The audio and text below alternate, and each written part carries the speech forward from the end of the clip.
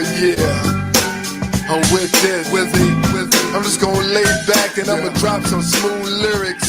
So tune in 7 to 9:30 and don't be late. We about to set it straight. Ain't no half stepping with Marcus J. Word. I'm ready, let's go. Ain't no half stepping, that's the name of the show. Yeah, Marcus J hosting and we ready to go. Yeah, Hunters talk sprinkle with a dash of humor to the legacy listeners and the online viewers. What you wanna talk about, call it, we hearing you. Cover all topics, touch on the main issues.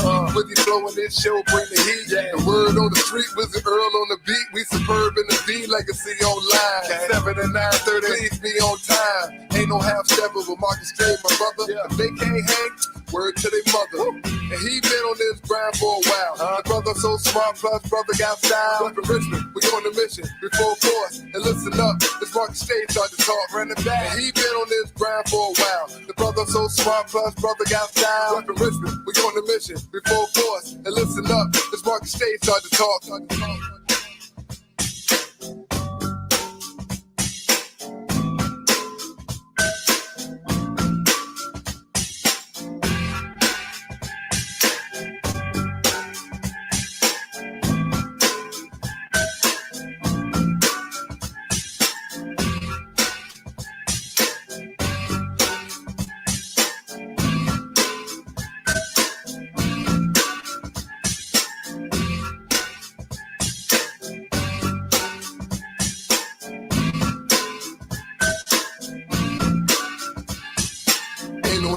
That's the name of the show. Yeah, Marcus J hosting and we ready to go. Yeah, Hunters talk sprinkle with a dash of humor to the legacy listeners and the online viewers. What you wanna talk about, call it, we hearing you. Cover all topics, touch on the main issues. With you flowing this show, bring the heat. The word on the street, Wizard Earl on the beat. We superb in the D, legacy online. 7 to 9:30, please be on time. Ain't no half stepping with Marcus J, my brother. If they can't hang, word to their mother. And he been on this grind for a while. Brother so smart, plus brother got style. Up in Richmond, we on the mission, before force. And listen up, this Marcus Stage start to talk.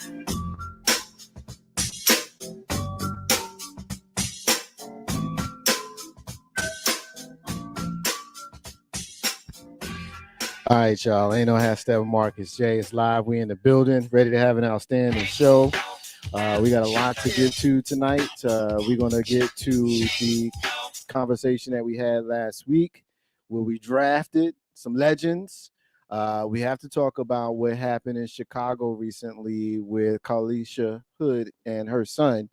And we have to talk about the Supreme Court and some of the decisions that have been made. It's a whole lot more. We got Green Talk, we got Stephisodes, we got the usual suspects, we got the flagship show of Legacy and Net Radio. This is called Ain't No Half Step with Marcus J. It's live and it's right now. Yeah.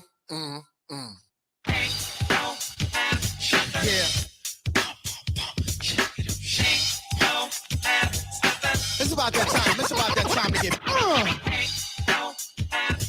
Yeah.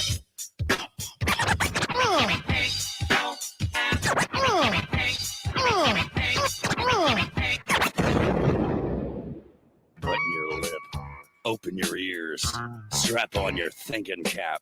Socially conscious talk that's entertaining with a dash of humor and the top sports stories of the week. It's time for Ain't No Half Steppin' with Marcus J. Sellers has Jordan. Jordan with 2 seconds to go. Puts it up and scores at the buzzer. Michael Jordan has won it for Chicago. Manning lobs it. Burris alone. Touchdown, New York. Down goes Frazier. Down goes Frazier. Down goes Frazier. He hits one deep to right center. That ball is out of here. The Yankees win the pennant.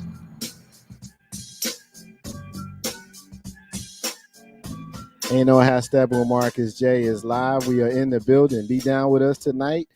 We appreciate you. Thank you to those folks checking us out right now on Facebook Live, those folks right now on YouTube Live. And we're thanking the folks that are checking us out right now on our replays. It's because y'all continue to rock with us. We will, in fact, roll with y'all. So it's time for us to get the usual suspects introduced, and we'll go ahead and do that as you look across the table from me. Y'all can see him on the screen. I can see him in person. He's my brother John, who I affectionately refer to as John Green. he was serious when he said he wasn't ready. Like when I said he said he wasn't ready, and that he was serious about it. So 1 2 1 2. yeah, you know what I'm saying. Microphone check, 1 2. How dare I? What's going on, bro? 6'4" has had it with the roughneck business. So yeah, Marcus Magnificence, keeping it the realest. How are you, sir? I am well, my brother. I am well. How's your day? My day is my day, and it's just got better because I'm here with the beautiful, vivacious Steph B. Marcus, I think John tried to steal a little bit of my thunder over there, but it's all right. No, I wasn't trying to steal thunder. I was just the lightning to giving the a small bit of what was deserved by the most beautiful Steph. Yeah. Oh my God. You know, it's just like that. Keeping it moving. Yeah. I mean, he got you introduced. I'll just add my little piece, my right hand. She's on my right side. He already did the yay. All right, so I'm gonna do it. My partner and sister and our friend Steph.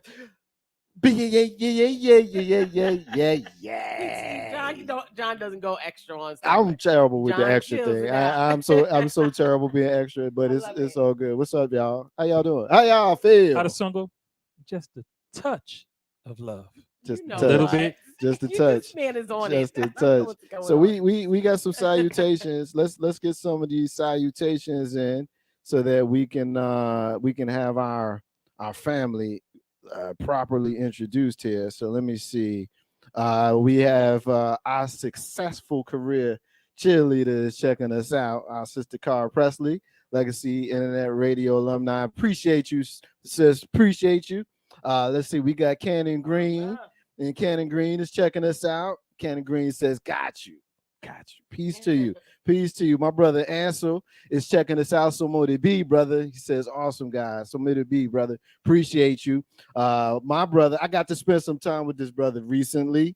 The one and only Barry Farmer, the Barry Farmer Morning Show is checking us out. I had an opportunity. I got to hang out with Barry. Yeah. What's up, brother? I was so glad to be able to spend that time with you. So thank you for it. So y'all ready to talk some trash? Because I'm ready to talk some trash to John. I want to start picking on him right out the gate. Out the gate, Steph. And don't be co-signing because you next. Oh, I knew I was. You next. And whatnot.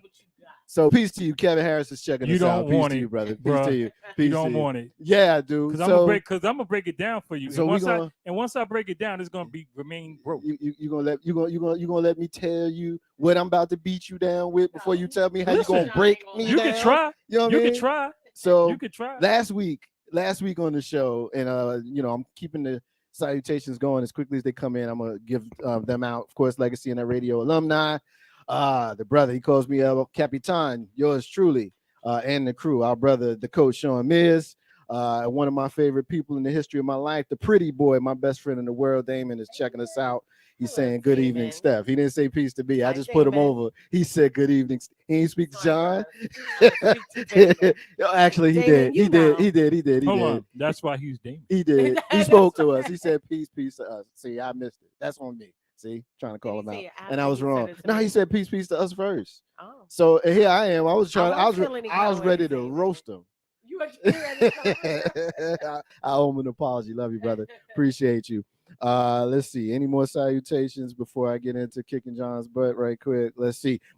Mama Michelle is checking us out, and she's saying, hey y'all. We getting some love from let's see, Jay Grizzy is checking us out right now. Taking Those Shorts podcast. Yes, Taking Those Shorts podcast. Let us know how we can rock with you. Grizz, Taking Those Shorts podcast. And Uncle H is back. He said he's headed to RVA next Monday for 2 weeks. Moving into a new snowbird apartment. Okay. Oh, Uncle H is gonna be a snowbird. Let me find out Uncle H. Okay. Yes. So now we're gonna have summertime access to Yeah. Uncle Aint. You know what's There goes funny? your yoga opportunity. I saw a post Uncle H sent me 5 years ago. Crazy. Uncle H been rocking with us that long and whatnot. You know how On This Day comes up a couple days ago. I meant to send it to y'all, but I That's saw it cool. there. That's So cool. appreciate you. Let's see. Who else is checking us out? Our brother Darren is checking us out. So Mote B, brother. Appreciate you. Thank you. And big bruh, Tony Brewer is checking us out. What's happening, brother? Peace to you. Thank you. Everybody, the salutations. It's always good when we got to take a few minutes to do that. And we appreciate the love. All right. So last week we did our Legends draft. Yes. Right. And so we won't go through everything we went through. Let's just let's do a little something right there. Look right yeah. there. You on. I can hear you. And Tony says peace and blessings. So let's just reiterate one thing, who our number one picks was, and then we'll have some fun. My number one pick, because I chose number one, was LeBron James. John, who did you pick first? Who was your number one pick? Irving Magic Johnson. And Steph, who was your number one pick? Dennis Rodman. All right, so let's go through the teams right quick. I got LeBron James, Michael Jordan, Kareem Abdul-Jabbar, Isaiah Thomas, Karl Malone, Kobe Bryant, Steph Curry, Dominique Wilkins, and Carmelo Anthony. That's my squad. Front loaded with ball hogs. Oh, word. So you ain't And even injury-prone go. folks. So let's. That's what we're gonna do. No, All right, we, so we can't do the injuries. Let's. No, we're not gonna do injuries No, because it's everybody at their peak. I got an idea. That was the thing. Okay. Why Everybody at don't their we peak. do this? Why don't we take a minute? We'll roast the person's squad. So for a minute, why don't y'all take a minute? Why don't y'all throw anything y'all got at me, Not yo? so much that I want to No. roast it, but That's not how I'm gonna do mine. I'm gonna do mine. You know for a fact that if your starting five are on the floor, you're not getting anything done until they can sort out all the logistics. Some of these guys had a hard time with each other in the Olympics. Perhaps, sir. No, not really. Mr. Because Jordan the one said it with person, his own mouth. because the one person they would have had a problem with wasn't there. Who are you talking about? Isaiah Thomas. Thank you It very was much. And that was a Haters. problem for some that were there. Yeah, well, anyway, There you go. you said that you wanted to say something, John, about my squad. Why don't you No, bring here- it? Why don't I'm you saying, bring it, no, sir? here's what I'm gonna do. I'm gonna say it about my squad because your squad is meaningless to me. Oh, So what I have to say about what I have to say about my squad. Yeah. So here's how I see it, right? Okay. I put it back up in positions, right? Yep. So at the one, I'm guessing Isaiah is your one, right? Yep. Okay. I got Magic and you have John Stockton. Did I pick John Stockton? You first? did. You did. In Okay. in my estimations, Magic Johnson is the better of the three. And I don't know who else is going to argue with me at 6'9". He scores, he assists, and he rebounds, and he plays D. So are you just taking this time to justify your pick? No. My two is Larry Bird. Now, my two in my true greatest team would have been LeBron, right? But you had picked LeBron already, so I picked Larry at 2. Now, Larry at 2 versus Michael Jordan and Allen Iverson, I think it's a day of the week, right? On any given day, any one of the three could smoke any one of the other three.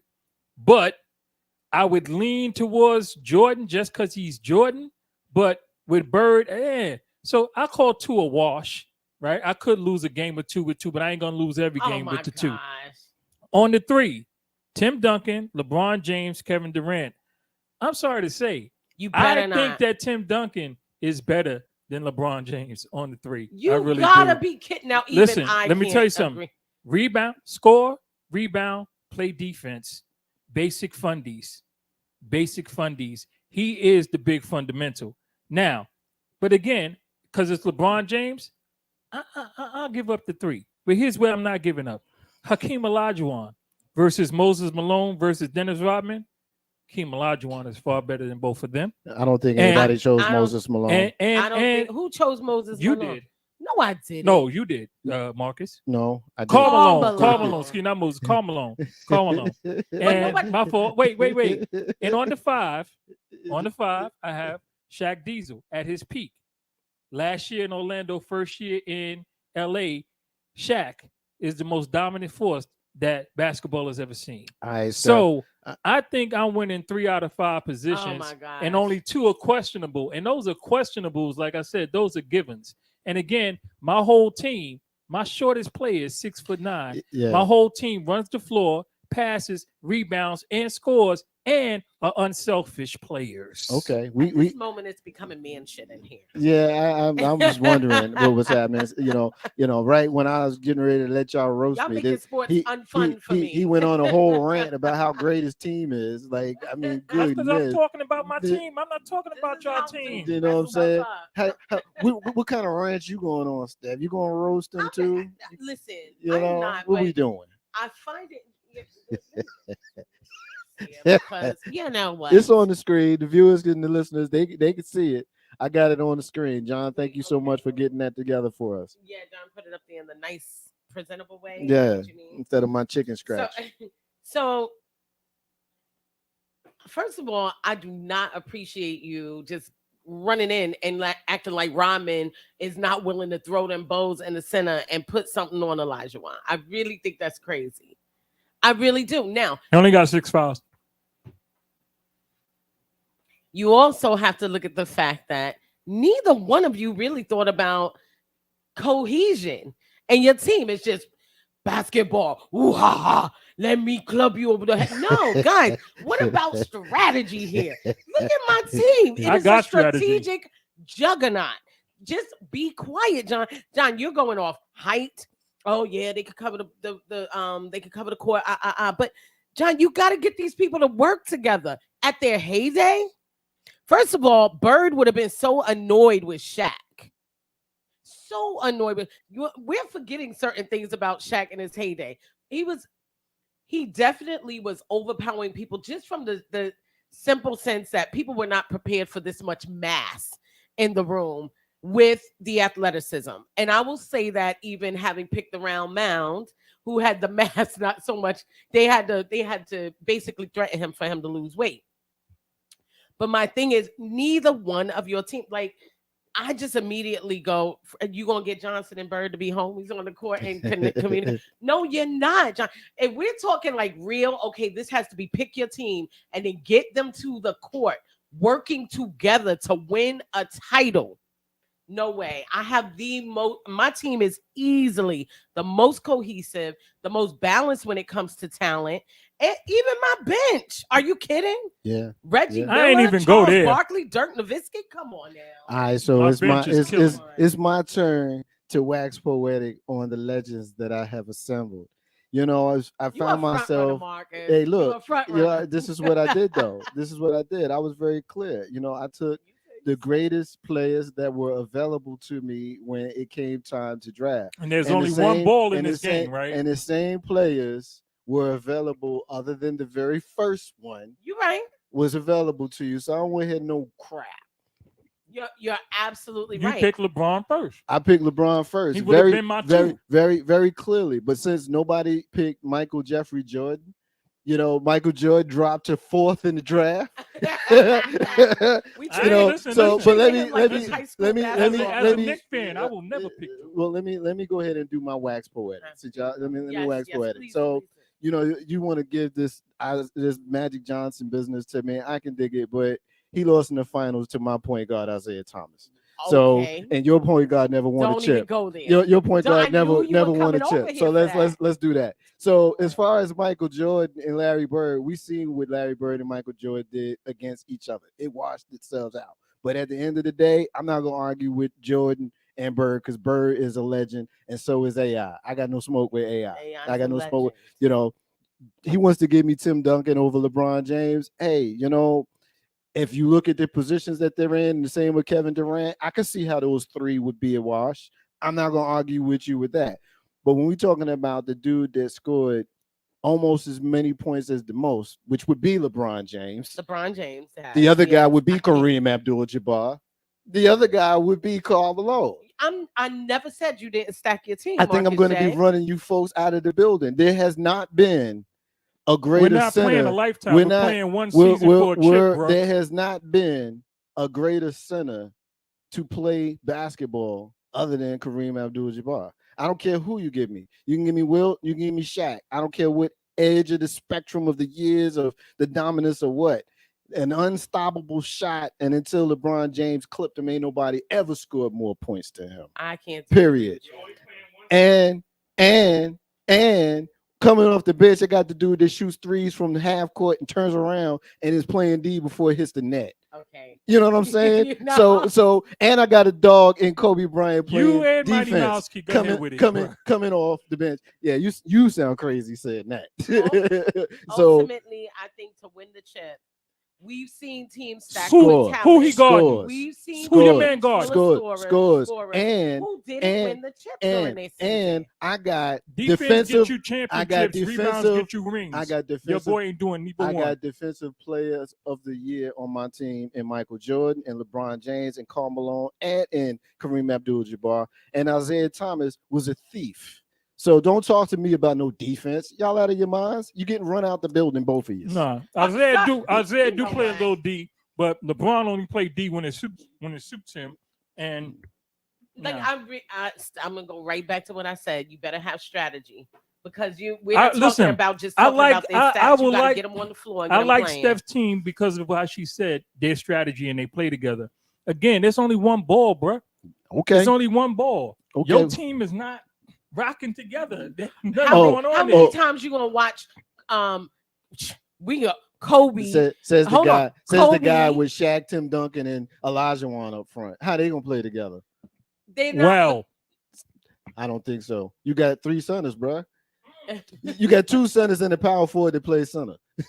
I think the biggest issue would definitely that I look at with your team is, and this is a wings league. Who's going to It's a give wings up league. the ball? It's a wings league. Today is a wings league. All of the best players are between 6'4" and 6'9", and they got ball handling skills. Well, guess what? You can't be a point guard anymore with that. Yeah, that's for TV because you know what's going to happen. The ball is going to get inbound to the other side of the court. Which you got on your team? Break. You forgot about that. What you got on your team? You're a little bit too young for that. No, one pass, fast break. He went there. They slowed the game down for television. They changed the rules for television to make people watch. One pass, fast break, all the way down the court in the basket. No time off the clock. That's the only way that you're gonna get the ball down how we there gonna because win. everybody in your team is 6'9". That's right. Ray Allen is 6'6", is the shortest guy on your team. That's right. But guess what? You do realize that Isaiah and Steph Curry and Kobe stealing the ball from them, right? No, they ain't stealing them from Magic. I didn't say Magic. Well, Magic's my one. So go ahead and try to steal. Yeah, okay. They ain't steal. Magic's my one. Who's helping them bring the ball up? Larry Bird. Listen. He don't need no help. Because guess what? That first pass, call it an assist. Because whoever of the four get it, it's going. You got a full half court game. Your whole game is half court. No, my whole game is full court. Yeah, you're not playing full court game. Yes, not with a bunch of dudes standing down there that don't run the court. They all run the court. Elijah Wan, Tim Duncan, and Shaq play with their backs to the ball. No, listen, no. Come on. No. If Shaq in his prime ran the court. Shaq did not. He did run the court. Yes, he did. Guaranteed. You got the third best team, bro. No, I don't. Yeah, you do. I got the team that wouldn't lose a game. You got the third best team. All right, so shout out to Kevin. That would be your team. Kevin Coleon is checking us out. You got the. He says, hold on, let's get this in. Kevin says Barkley should be starting period MVP when Jordan was at his best. I could dig that. The orders is based on how they would draft it, but how we drafted them. But yeah, your point, Kevin, we got you. Your point is very well taken. He's on my team, so I'm not going to disagree with you. Hey, no, I'm Steppin with Marcus J live from NewDen Legacy of the Radio. That's fun, man. That's fun. So we'll be doing our starting lineup for the NFL. Yeah, I don't know if there's going to be a definitive winner. I think the fun of it all is that we have concluded that there is merit to each of the team. I still think my team will win, and I still think John's team is third best. Realist is giving. Are you giving participation trophies? No, hell no. You feeling real Gen X? Absolutely not. I'm speaking the truth to the weakness of the team that John thinks that he created. Be looking out for John thinks that he made it a great team. Now I think your team is good, Steph. I like the team that you set up. You know why? You like her team? I'm gonna tell you because your team can match up against her team. Yeah, your team can match up against my team. Your team, for real, John? So you want low key shade my team? I'm not shading your team. No. I'm not shading your team. I'm talking about man to man playing defense. his team can match your team. Match Hey, up against- look, your team ain't matching my team, bro. Kevin just said what I just said. Why you got all those big dudes that can't move? You got 3 You're back to the bugging basket about they teams. can't move. Okay, He's they're back. They're partial back. to- They're back to the I've basket seen, players. listen, no. I've seen Shaq bring the ball all the way down. I've seen Shaq bring the ball all the way down, bring it through his leg. Shaq moves. Do not think that Shaq was just big for no Nobody reason. Just because he ever did said that Shaq once or was just twice big. in his career. No. Now he wants to make No. him out to Wasn't be a tiny constant Archibald. No, I'm not doing that. What I'm trying to explain to you is, right? Magic's bringing the ball down. Whoever gets the ball next, whoever it is scoring. If there's anything that looks like a rebound, my team's getting it, and Shaq is slamming it in. Go back. That's just it. Okay. That's just it. I got Shaq and Olajuwon crashing boards, and Tim Duncan, if necessary, crashing boards. You understand? I Crash. do. And Not on, impressed, on, but do understand. and on the wing, I got Bird and I got Magic. And if if Tim Duncan pops out, if Tim Duncan pops, that's because you're looking at him as big man. If Tim Duncan is playing the 3, which he can play the 3, but that wasn't consistent. He made a point can of play the choosing 3. people that he wanted just so he can put him out of position. So he wants a 6'11" dude that plays center to play his 3. He wants Larry Bird to play his 2. He wants Elijah. You know, I got you, bro. Olajuwon is a 4. The only one that's really out of position Olajuwon is Tim Duncan. Olajuwon played the center his whole career. Right. You But- wouldn't fancy him to 4, knock He it. was- Knock All right, so yourself watch out. this. Watch He this. won 2 Watch chips this. as a 5. So man. watch this. We could easily switch it because guess what? Shaq is be more punishing at the 4 than he is Okay. at 2. Now he wants to put Shaq at the 4. I could. I can switch. How in the wo- He got a I can ridiculous switch team, man. everybody on my team but Bird. Yeah. No, you okay? That's because he's the only person not versatile. He's Everybody on my team. Larry Bird is a small He's forward. a 2. He's a small forward. You 2, got to 3 make it 2. maybe. If you move him, and he's a small forward. Yeah. 2, 3 maybe. But really, check it out. Leave him at 2. I could put Magic. Y'all complained about my front loaded team, but I got people playing in natural positions, and I got people coming off of the People playing bench. my bench. Firepower. My bench. Firepower. Nobody's messing with my bench. I Come on, man. got 2 defensive stalwarts and 2 scorers coming off the bench. I got Kevin Garnett. Y'all are bugging. Y'all don't understand how dominant a force Kevin Garnett is. I on the never floor. talked shit about Kevin Garnett. Nah. I mean, I'm not going to talk, greasy about him at all. Nah. I'm just I saying like your that bench. I think your starters are trying to do a ridiculous. whole- Right. You're trying to do a whole lot with that starting lineup Yeah. that they haven't proven Yo, they could do. Kevin said, They I think, for a hey, whole look, season? Kevin says, I think he needs a do-over. Actually, y'all don't know what I know. Yeah. Your teams are not listen.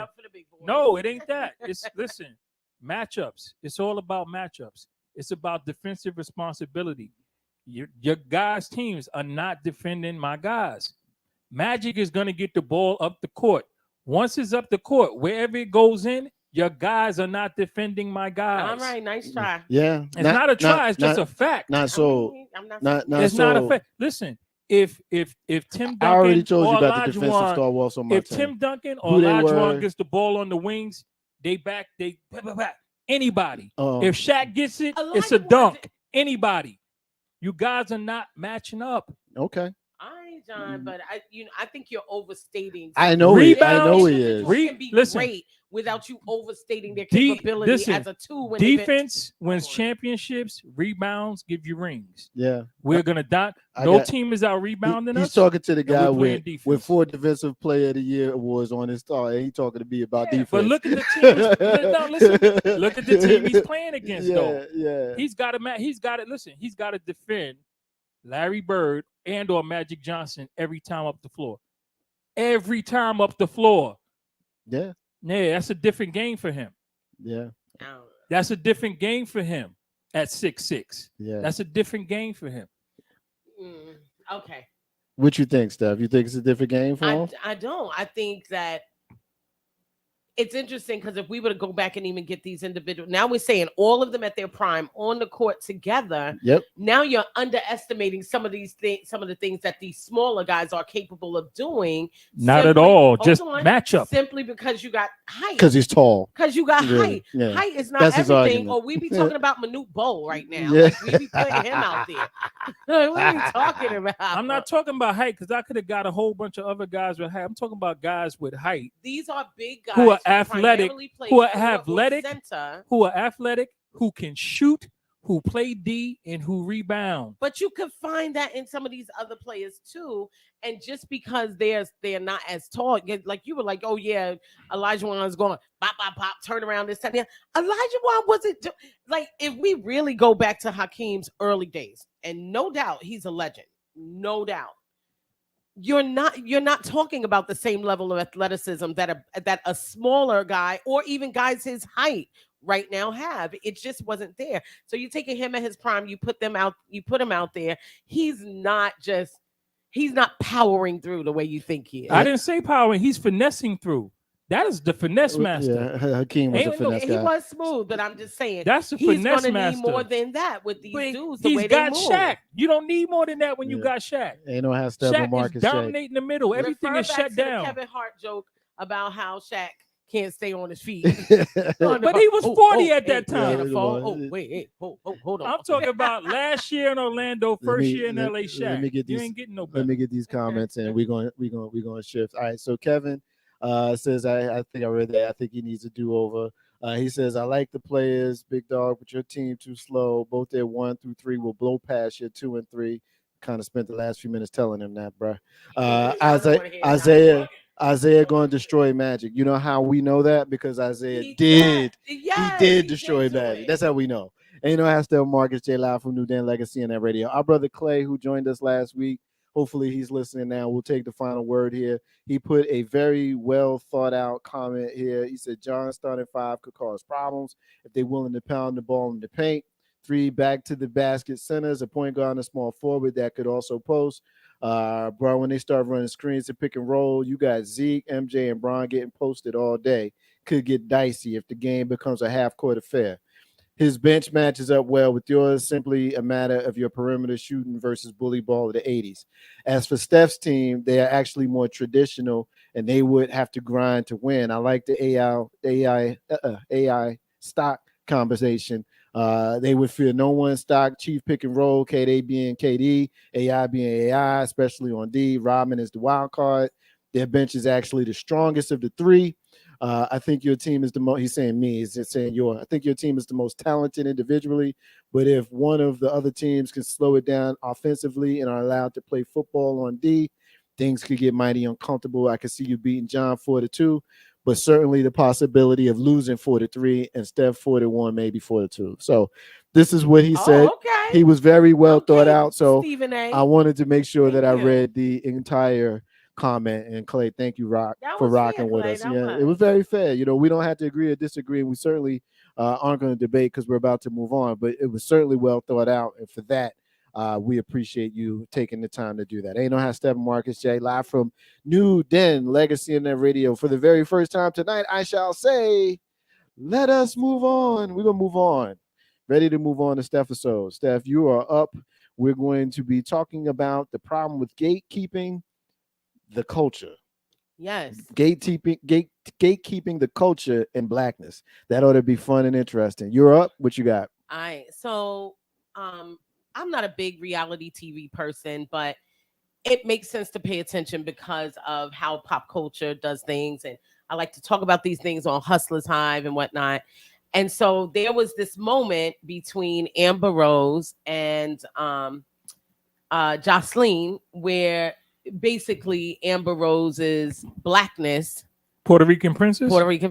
yeah. I had to mean I knew. Yeah, was being, because they all doing this show, I guess, together, like College Hill or whatever. I don't know.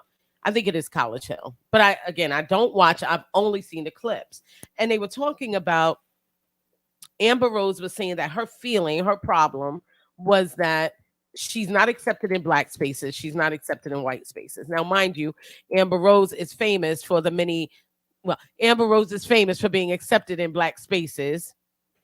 Amber Rose was sitting in a room full of black people saying this exact comment on a show on a network that is targeting black people.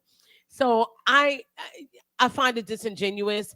I get it. Everybody wants to be oppressed, but the fact that she's unambiguous, the fact that she's able to say what she comfortably has said, I'm not a black woman, but then you benefit from blackness, particularly black masculinity, being in a space with black masculinity. But then I started to dig deeper, and there are a lot of times where beyond the Amber Rose, there are, we are the cookout culture as Black people. I find, are people who want everyone to like us so bad, we'll invite the schoolyard bully to our birthday party. So we'll be like, oh my God, they can snap on the one. Okay, all right, yeah, they have a 1-2 beat. They have a rhythm. Oh, look at him shoulders shimmy. Oh, this white boy has a haircut and actually has an edge up. Now all of a sudden he's coming to the cookout. Homegirl dates Black dudes and is emulating in a cartoonish way Black women with this assumption that we all sound the same way. And it's like, nah, she Black. No, she's not. She's not Black. She's not going to have Black experiences. She's not going to live like an unambiguous, for anybody who doesn't know what I mean, a Black woman who looks like a Black woman that can't hide and be anything else, which Amber Rose clearly can, right? And Amber Rose will look you in your face and say, I'm not a Black woman. She's put it in writing. She said it and everything else. She can pass, in your opinion? I'm not saying she can pass as fully white, but I'm definitely saying she gets the privilege of not looking like me. Oh, no. Listen, there is, as a light-skinned person, I tell you, there's a lot of that. Okay. But we're I don't think she passes. I didn't say she's passes. Okay. I said that she's trying to claim that she's having issues in Black culture, but she benefits from the thing that Black people, particularly when it comes to women, Black men idolize. We're going to get pretty babies out of this half-breed girl type thing. So I'm not trying to be funny, but you literally made it shaking your ass in a room full of Black men. So stop saying people don't accept you in a Black space, because when Black China did it as a Black woman in a Black space, she's a hoe, she's a slut, she's a whore. So stop acting like you're not getting the privilege of your extra lightness, of your 6F ancestors, of your lighter than a brown paper bag, lighter than 2 tan paper bags put together. You are not, and you can boldly say, like Halsey and like some other ones, I'm not a Black woman. But you then turn around and you get mad when someone says, well, you don't have a Black woman's experience. So it goes deeper, and we start having the conversation about, well, why can we tell people who they are? It's more than that. Why can't Black people determine when someone is allowed to access the rights to our community and our identity? I cannot just walk away. I could put on a full yarmulke. I could do all of that. I could not walk around and call myself Jewish. Every other culture is comfortably able to say, this is us. I know Black papi. This is us. I Dominican, I Puerto Rican, I this, I that, I that. But the minute that Black people say, why are Korean people who are a huge group of people who espouse anti-Blackness, then able to put on audio blackface, make music that steals from Black culture, watch videos all day long to emulate the dances and the culture of Black people, make money off of it, but still deny us access to their spaces. So the question becomes, why aren't we more comfortable policing Black spaces? Why aren't we more vigorous in saying who belongs and who does not? And I'm not just saying it from it's not so much about your skin tone. It's about, you are not of the culture. Like, I'm not going to sit here and have a discussion about whether Post Malone or Jack Harlow is the best. We're not doing that. Because if Post Malone had entered hip hop culture when Black people liked themselves and weren't just saying the words, but literally loved themselves and recognized that we had to, spot on wearing the X hat today, brother, but recognize that we had to protect our culture in the 80s and the 90s. Post Malone would have never made it. They would have gatekeeped the hell out of hip hop. Post Malone would not have been able to jump over from country music, Daisy Dukes, which he was wearing in a video, and all of a sudden throw some face tattoos on, adopt a Black scent for the moment, and to become famous amongst Black people. Is that the one that sounds like Ghostface? I am not giving that credit to anybody. Because he got into there was a whole beef. He got punched in the face or something behind It's that. the one with all the tattoos on his face, and he does a lot of auto tune. So who's the white guy that sounds like the guy from Wu-Tang? I don't know. I don't know them people. All right, I don't know those so things. callers, help me out. Them ain't my people. Those are not our people. But my Yeah, point I don't know them is, people. you then have black people who are saying, but we can't police the culture. So you literally are saying that we as black people do not have the right to determine who accesses our community and most importantly, our identity.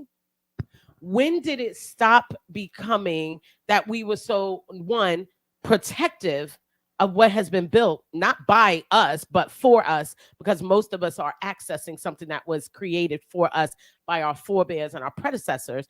Why is it now a problem for me to say, I think you look ridiculous wearing locks with that shaggy blonde hair? I just think you look ridiculous. And I also think it's not indicative of your culture.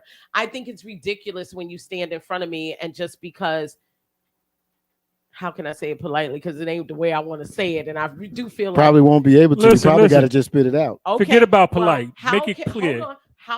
How do you get to all of a sudden get I'm like black women just because you held a black dick in your mouth? How does that work? Do you know what I live like as a black woman? And then all of a sudden, because you had a black baby or you associate with black men who give you some level of community card, you think, and then now you're in here, you're speaking in a way that is almost derogatory, assuming that all of us speak the same way and everybody is co-signed on it. And then there are black women who are legitimately fighting for someone who is not a black woman to have access to our space, rights to our culture. I've even seen them justifying the right, for instance, Aquafina. Unacceptable.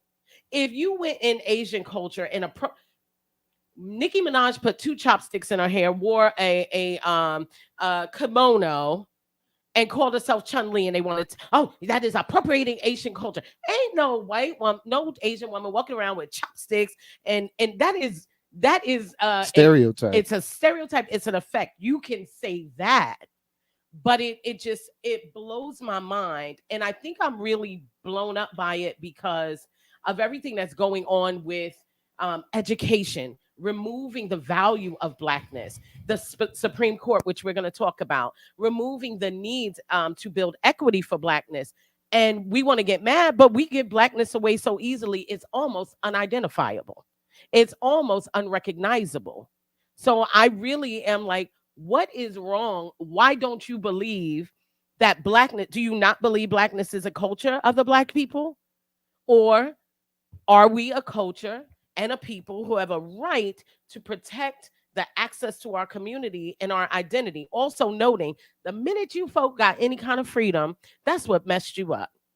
Is immediately wanted to be accepted. Black folk want to be liked so badly. Stop it.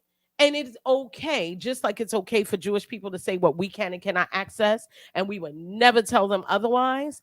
I am not going to let another black person argue with me that homegirl, just because she sleeps with black men, is a black woman, and now she gets to use the N-word. And I've experienced this, so I'm bringing this up.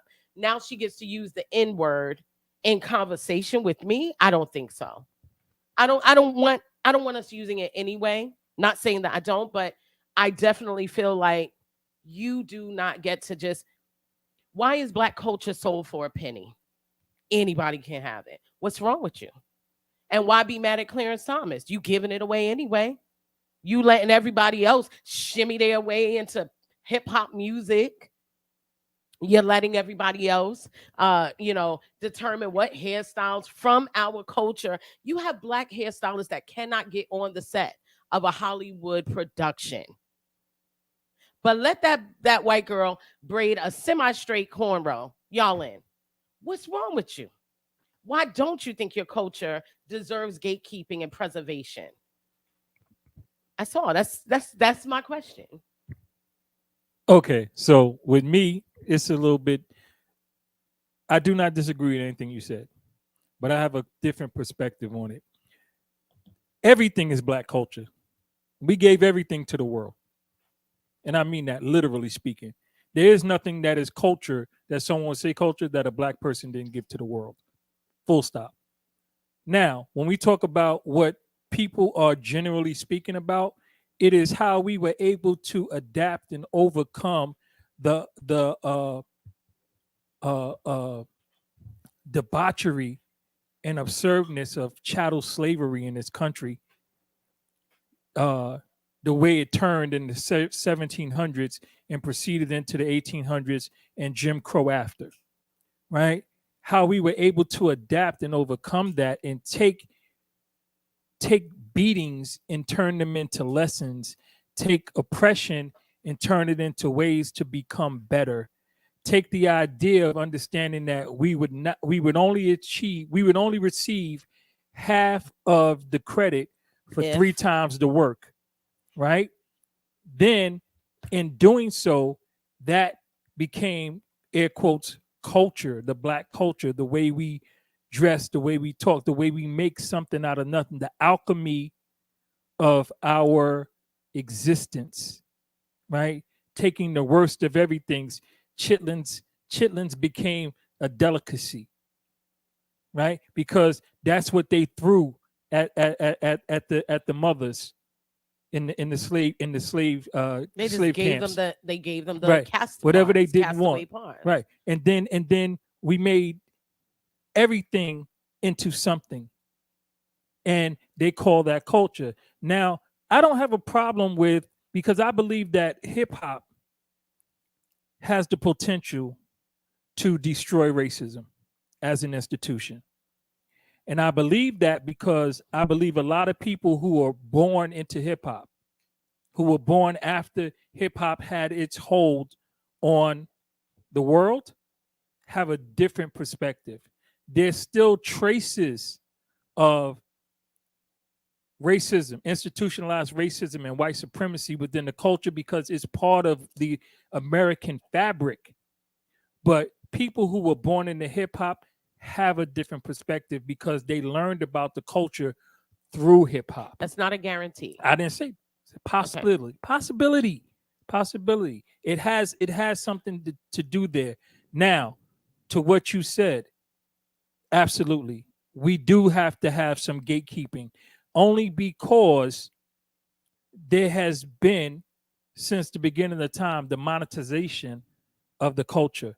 They realized that black people need it and everybody white wants it and is willing to pay for it, whatever it is, be it cornrows, be it corsets, right? To pull that thin, nobody having into something, to squeeze the middle, to push out the other sides, to make them almost look like they got something, right? If it comes to going to the Riviera to tan, because what is the archetype? Tall, dark, and handsome, right? So when it comes to the idea of benefiting from what we had to go through, we had to suffer through to create, because it is through the suffering that we created the culture, and we realized that it's being monetized. It is definitely necessary to have gatekeeping because it's value, right? It's value. People are turning.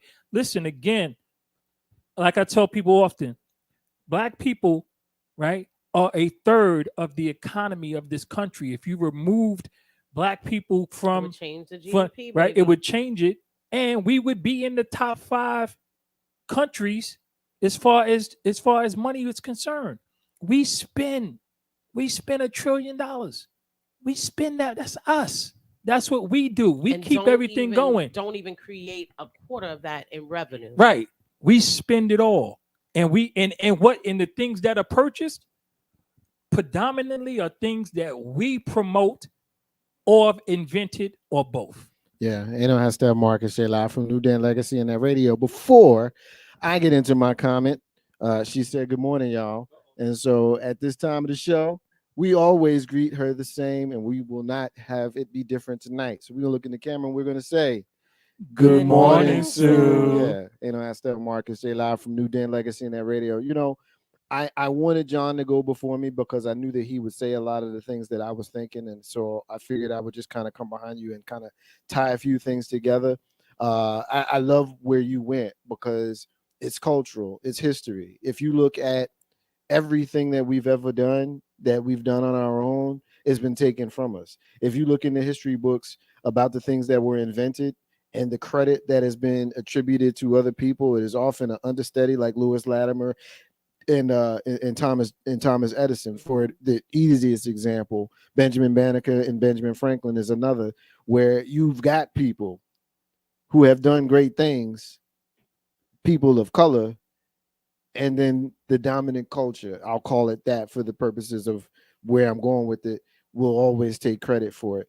If you want to start looking at music from way before hip hop, if you're looking at Little Richard, Yeah. you know, and Elvis, you know, and Little Elvis. Richard will give Elvis Presley certain levels of credit. I'm not certainly going But to Elvis has argue. a black woman to thank for a lot of his sound and his music. Yeah, I mean, and you know, just also think about where he came from. He came from an impoverished area where there was a lot of poor people, and when there's a large population of poor people, that usually means it's going to be a lot of black folks around. So this is where that comes from, and it's no different with hip hop. You know, we celebrated the Beastie Boys because they was cool. They did a different thing, but you know, that was some misappropriation there. You know, and it's always been there. You always had the white boys in hip hop. The difference now is that hip hop as the culture is no longer how we saw it. Right. We don't see, it's not the way it was, because we, being a part of the original generation of hip hop, we're old enough to remember and watch it get diluted all the way to the present. You know, and when we had an opportunity to do something different, I don't know that we knew what to do.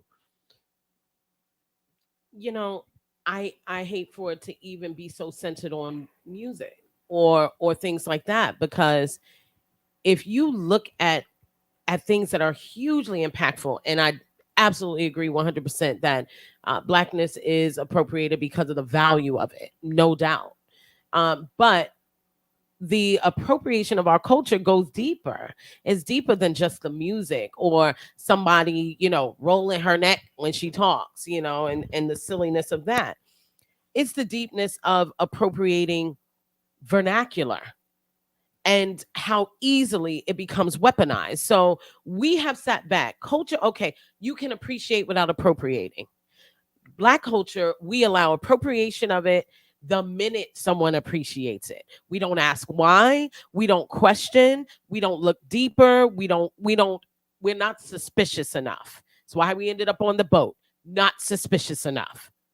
Too trusting, too willing to compromise. So when you look at the fact that now things that are relevant, being woke, being conscious, understanding where we come from, that word now means something totally different in the greater consciousness. And so we can sit back and debate and say, well, you know, it's monetized, and don't disagree. Yeah, you know, the hip hop and where they grew up, don't disagree. But when we are too comfortable, not questioning how easily people access our community and our identity, things like wokeness as a campaign among a class who have more political clout is deadly. Yeah, Malcolm actually said, you know, if you're not paying attention, you know, and you follow the media, they'll have you thinking that the people who are oppressed is your enemy. Are your enemy. Is your enemy. So now my only problem with this is, right?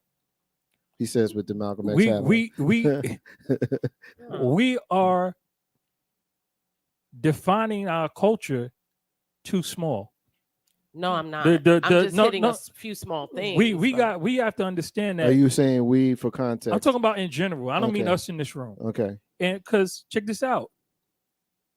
If you have a what do they call it? A production plant or a production line, any kind of production line, right? Of anything, that's black culture. You know why? You know who thought of it? George Washington Carver. Right? And Ford stole it from him. Right, they appropriated it and turned it into their product. But that's black culture. And they appropriated where it came from. If you're on the internet, that's black culture. Stoplights, remote controls, right. So refrigerators. Okay, yeah. So if you like classical music, we buck that too. So if you like any all of the famous European designers and those little things, the Gucci thing, the Versace, all of that, they stole that from Well, African then art. I feel like that if That's you all if our you culture. understand that deeply, it's even more the reason why you should be as protective of the culture that we have currently. We're not going to go back and be able to snatch things that were taken 1,000 years ago. No, We no, know we can't. this. But listen, But I agree. what Hold we on. can Hold do on. is be very serious about how we view it, because we see the results of allowing it to be appropriated. And that's all I'm saying. I recognize that that our culture, our ancestral culture, is the fundamental, is the foundation for most things, from mathematics to innovation To bathing. And so what I have a problem with is, if we know all of that, why are we uncomfortable with the idea of becoming more protective of the culture, seeing that that's exactly the results that we've gotten? It doesn't matter anymore that mathematics and bathing and all of this other stuff came from these cultures. We allowed it to disappear. Yeah. So we should be more annoyed. We should be more vocal when we see people doing certain things. And I'll be very honest, it's interesting, and perhaps this is because I live as a Black woman, and a lot of the things that are appropriated culturally to make money and everything else are directly stolen from Black female aesthetic, right? And so I will read the comments, TikTok and everything else, and I will watch Black men tell Black women how they need to calm down, because things that we had to get the Crown Act in order to be able to wear our natural hair to work. But you want me to give Kim K and Bo Derek credit for braids, for cornrows? What are we doing? Black women I have experienced being written up when I still was working in a corporate context for the shape of my body. I went to primarily white private schools growing up. I have gotten detention for the length of my skirt. The front touched my knees. I'm sorry if the back wasn't long enough, and then we turn around and what do? We say this unnatural BBL that Five Sisters went and got to become famous, and then to make starting lineups of bedrooms of male bedwenches and studs out of Black men. That's acceptable because your name is Kardashian. And so Black women often sit back, and things that we cannot change about ourselves, or that men are calling ghetto, it was the ghetto booty. Now all of a sudden you've made it acceptable because it's an appropriated part of my body, the thing I came here with. And so it's for many of us that are Black women, we're looking at it and it's like, you're not just allowing them to come in and appropriate the culture and restructure it and make it theirs and make money off of it. You will also say that the people who just naturally exist in a certain space are not good enough, and actually are worse than that thing that went and purchased what we already had. So again, I would just say the conversation about gatekeeping, when people say it to me, we're the only culture that thinks we are so cheap we should be given away. You will never talk to a Jewish person that will allow you to come in and just appropriate their culture and the things that are relevant to them, whether they are Jewish and from Israel, or Jewish and they always grew up here, whether they are Orthodox, Hasidic, or whatever. They are not going to allow it. And we will fight for other people to like us so badly that we're like, let them have it. Yeah, we're getting a question, and I want you to take the question and take the final word, because in the interest of time, we're going to shift and move on to Green Talk after you respond to Uncle H. Uncle H is asking, but how do we Blacks penalize the other groups? And he's got whites in quotations. Yeah. That's what his question is. I think for me, it's less about the penalization and more about making sure that they can't encroach so easily. I mean, how do you penalize somebody for something you gave them? You know, we're not saying no, and I'm not saying that the things that John historically are referencing we just gave up, because no, I think our forebears fought for it. I think people prior to Uncle H, I think even Uncle H, people in his generation fought to be acknowledged. They fought for things like the jitterbug and the dance crazes and the Cotton Club era in Harlem to be about us and our freedom and our joy. And so why can't we can't go back and fight? You know, we don't have the manpower, and I would honestly say we don't have the emotional strength, and some of us are afraid. I think the bigger thing is stop letting it in, and then you don't have to fight to get it back. Yeah. And that's the big thing, is that right now we easily will package it. We'll be like, let me get her in here and teach her. Yeah, I think a big part of that, and I'll take the last word, John. I want you to get yourself ready for Green Talk as I shift here. I think one of the biggest things, and I always say this when we have these conversations, we're talking about how we move in the culture. I think the elephant in the room is that just as a natural element to how we've made our way through the generations, that Black folk is still at their core scared of white people. Yes. At the core. You know, and the individual scared of not being let in, and right, and the individual tough guys will hear me say that, oh, I ain't scared. I got you, bruh. I got you, bruh. You know, all of the individual tough guys who will want to dispute me on that, fine. I'm not going to argue with you. But as a culture, you can tell.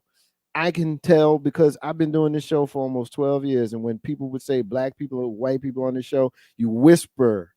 You whisper. What you whisper for? It's a big pet peeve. It's a big pet peeve of mine. We be like, it's a big pet peeve of mine because it shows me something. Why can't you say white people with your chest out like you say Black people? Or how about they say or how about you say white people with your chest out like you say the N-word? How about that? Get it? You know what I'm saying? So there's a lot of that going on as well. The acceptance angle, wanting to, and then honestly, you've got generations of people who have just seen the generation before them go through something to not want to go through it. They don't want to do it again. You know, we saw Malcolm X and Martin Luther King and Medgar Evers and the Kennedys get murdered. They got shot in the face. You know, the generation behind them was like, yeah, I'm good on that getting shot in the face stuff. So you can see that the vigor that you had in the 60s and 70s, you know, because we had overcome, right. you know, and it was different. And I'm talking about us. Yeah, because we are those children. Our generation, we benefited. Gen X has benefited. We are those children. Yes, absolutely. You know, and we almost are what people would refer to millennials, in the sense that they will say baby boomer parents. We're the original really millennials. Millennials. But really, millennials. we're the original Gen X, Gen Z. Yeah. Because if you look at the behavior of Gen X, particularly toward the middle 80s, it was very much like, we're sick of your shit. Yeah. And you see a lot of Gen Xers didn't invest a lot in corporate culture. You went and worked, but you didn't let it become your life. Yeah. You know, so we're a little bit more like Gen Z in that we're willing to fight. I think what happened with Gen X now is we did enough. Yeah, we tired. I'm tired. We're middle-aged now. I want to enjoy my life. We're middle-aged. Ain't no how Steppin Marcus, J Live from NewDen Legacy and Radio Steph. As usual, you brought it. Wonderful topic. You know, the good and the bad, and the blessing and the curse. Sorry for the analogy for anyone that it might offend, but mostly because I hate saying stuff like that in front of my elders and Uncle Ages. The cool thing about the blessing and the curse with Green Talk, and which we're going into now, and Stephisodes is, you know, they are both worthy of full show topics. You know, but we usually end up doing them in segments so that we can kind of get through stuff. But you brought it this time, and we appreciate it. And you know, hashtag Marcus J Live from NewDen Legacy Internet Radio. As we shift, let's see. Harry said, Uncle A says, the man who's flying the American flag will kill. So you know, there's something to be said for that too. So John, jump in here. You have got a brand spanking new segment called Green Talk. We're going to talk about climate change versus global warming. What you got, bro? Client is yours. Okay. It's a hard shift. Yeah. You know, and we got a hard end time. Hard shift. Yeah. And I'm gonna cover that's some why. stuff. I got some stuff in my rant that I'm gonna cover back on this. Okay. It's very important. We have to understand the time that we are living in, because people really don't understand what's going on in our world. Climate change is climate change. The Earth's climate is going to change over time. we have a tendency to think of ourselves in a lifetime as if it's some long time. It's Yeah. not. It is not. So many societies have, risen and fell before us. They don't want to talk about it because the people in power weren't around then. They're fairly new on the scene. White people, I ain't scared to say it, y'all are fairly new, right? So many cultures before y'all wasn't around. Y'all are a new thing that happened after a disaster. But that's cool. I don't got no beef with y'all. I'm just saying, when you go down and you dig underneath the Sahara Desert in Africa, and you see the whole continent from one end to the other was a vast civilizations with rivers that ran through the Sahara, when it was a rain, more like a rainforest than a desert. And you understand that ended with a quick moving ice age, right? A quick moving ice age and some flooding and so on and so forth, that just changed the whole dynamic of the globe. And that's just one back. You can go back 2 and 3 and 4, right? Now, global warming, as produced by us on the planet, as opposed to living, this is the first time that we can see within the context of history and things that we've been able to see, as far as the way people lived up to 500,000 years ago. This is the first time that we had a society that has stripped the planet the way that we did, and using fossil fuels and in creating the what do they call that, the carbon footprint per person, right? People often say, oh, it's too many people. No, it's not. Eight. We can take the whole population of the planet and put them in Texas and have room to spare. It's not that many of us. What it is that you have a small, like I always say, small number controlling the mass majority of what the resources have. But with the carbon footprint that we have created, it's not about if, it's about when. And people need to be conscious of what's going on. Rising of sea levels, erosion of the atmosphere, the upper atmosphere, a island of plastic twice the size of Texas in the Pacific Ocean, right? All of these things are making the planet less inhabitable. And it's but so much we're going to be able to adapt, because we're unwilling to accept what is going to be the inevitability of what's going on. It's too late. We can't, there's nothing we can do. We're 20 years late at the point. There was a point where we could have changed and did something. That was 20 years ago. So you don't feel we can do anything now? No, we're done. Or we have to be prepared for what's coming on. And nobody even is talking about the fact that we are right now in time, in our lifetime, for a world-ending astrological event, right? We're supposed to get hit.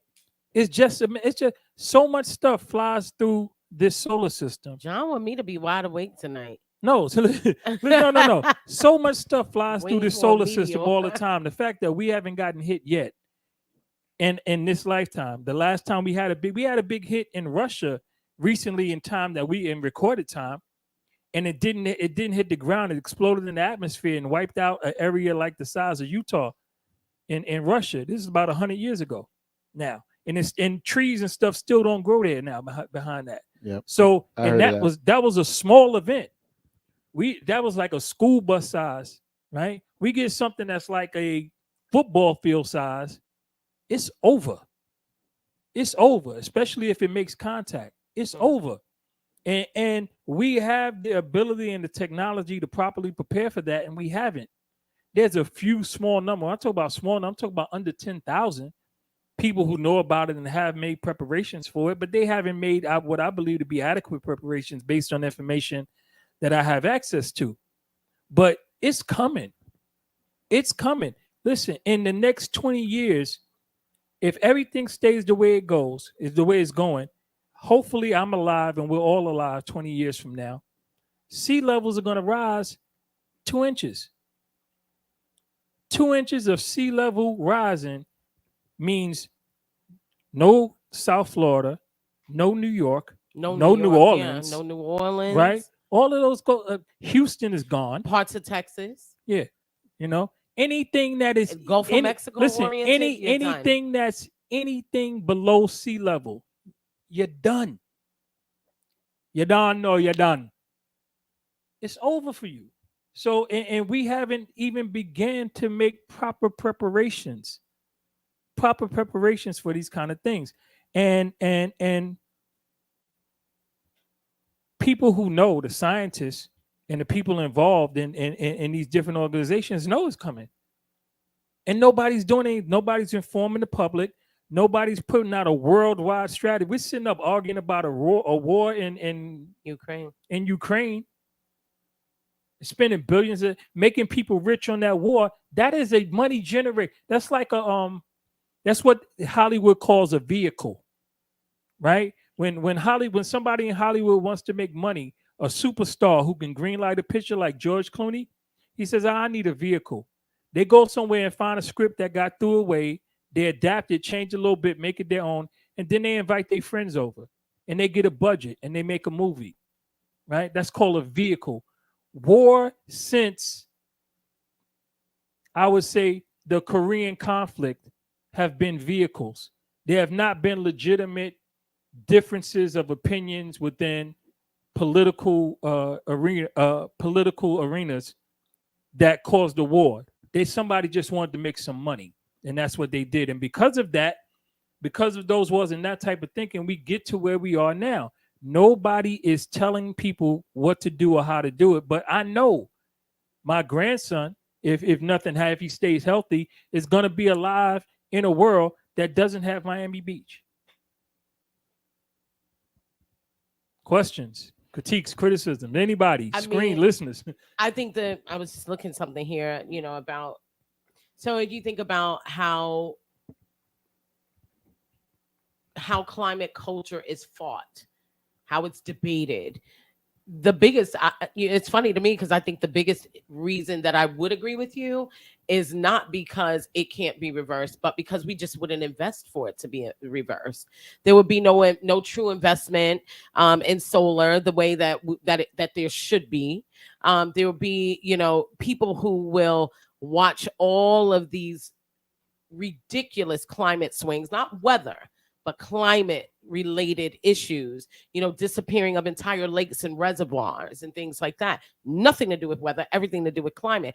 They will ignore that and fight against it. And I think that's the bigger reason why the point you're making is almost something I wouldn't be willing to debate, because climate has now become political, and everything that could be reversed by good sense is destroyed by politics. And so, and also, if things continue to go the way all of those places that you mentioned, interestingly enough, create a lot of financial income for the country. So it's screwing us. When Hurricane Sandy made it up to New York and did the damage that it did, it should have made everyone think. It really should have made everyone think. But again, it was politicized and they didn't want to really discuss it. And of course, when you're getting money, as a political person, when you're bringing in money from fossil fuels, from the mining companies and everything else, it's not going to be discussed. So for me, I don't disagree with you in the trajectory and where things are going, simply because humanity is not going to allow it.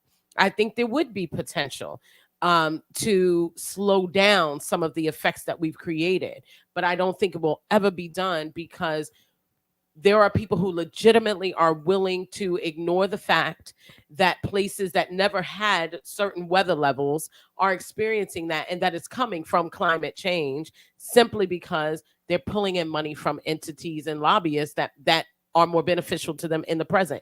They don't care about what this world is going to look like or this planet is going to look like in 50 years, let alone 100. So we have a situation where, when I say it can't be reversed, it could have been slowed down some by changing things, but guess what? This planet is a living entity. Yeah. It breathes, it grows, it changes. It's like having cotton. And it's naturally going to change. The problem is we are doing nothing to prepare for that change. No. We're taking no keys from history, right? The Eye of the Sahara, which is now accepted as the former Atlantis, was a prosperous, wonderful, technology-driven whole civilization that got washed away in a matter of days, right? Nobody took the time to prepare for it, right? And the Nile Valley reached far into Africa, and that was all a fertile land where people lived. It Can I turned make into a desert. one simple ironic statement? People who and I was in some of these PWIs that use the Becker book system, which is, the thing that Amy Coney Barrett and all promote, very religious text to explain science. The same people who would argue with you about the climate phenomenon, it wasn't a weather phenomenon that occurred not only during the time of Noah, but also during the time of Moses, are the main people who would tell you that climate's not an issue. That's why, it's hard for me to have these conversations with people, because that is a huge part of the resistance. Is if we believe in climate change, then it's the slippery slope to evolution. I promise you, I've sat in the room with people who have said this. So that's one of the big hesitations to acknowledge it. But those same people acknowledge climate and the impact on the land when they talk about biblical times and biblical climate episodes. So I just, I'm unwilling to discuss that with people who are intentionally obtuse, conscientiously stupid about these things. And I agree with you. It's not going to change because it's people who have to make it change. So my thing is with the topic, with the verses, what I wanted to get to, hopefully with questions, and thank you for pointing that out, is it really doesn't matter, because it goes to problem. I don't care if it's man-made or natural, right? What are we doing to prepare? Because it's inevitable. And the answer to that question is nothing. My favorite movie. And we have 10, Day After Tomorrow. We have we have available at our disposal so much resources that we could create a situation where we could live, where this society could live beyond itself, right? Beyond what could happen, right? Including, but not limited to, an astrological event, right? We have ways of creating this, but we don't want to talk about it again because the elite feel that they have to maintain control. But here goes the problem: elite, without the regular folk, you being elite becomes irrelevant. It's irrelevant, right? You only are elite because other people are in despair. Take away the people in despair, and you regular. You just another guy who's going to deal with the same effect, right? Yeah, ain't no half Steppin Marcus J live from NewDen Legacy in that radio. Like the last one, if it was more time, we would spend more time in that. We got two more topics, but we're only going to get to one, so I do have to cut something out.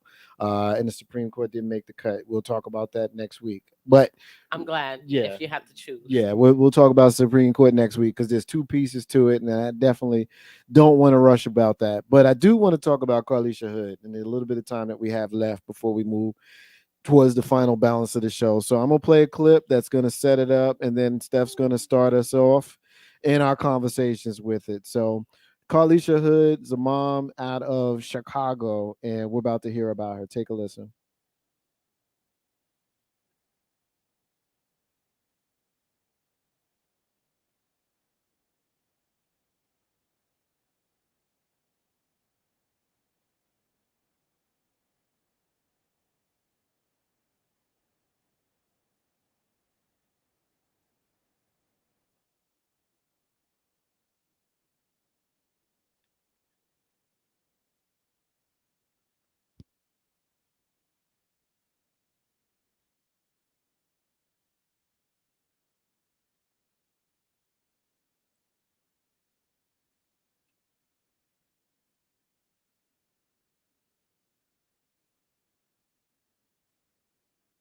After on the night of June 18th, she was involved in a verbal altercation with 32-year-old Jeremy Brown while picking up a food order at a Maxwell Street Express restaurant in West Pullman. The incident, which was captured on both the restaurant surveillance video and on a witness's cell phone, shows that argument escalating into physical violence as Brown punches Hood in the head 3 times. We stopped the video before that first punch.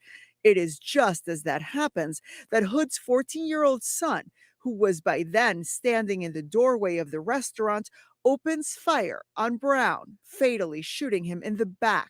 Never in a million years would I have imagined being brutally attacked, beaten, and then arrested.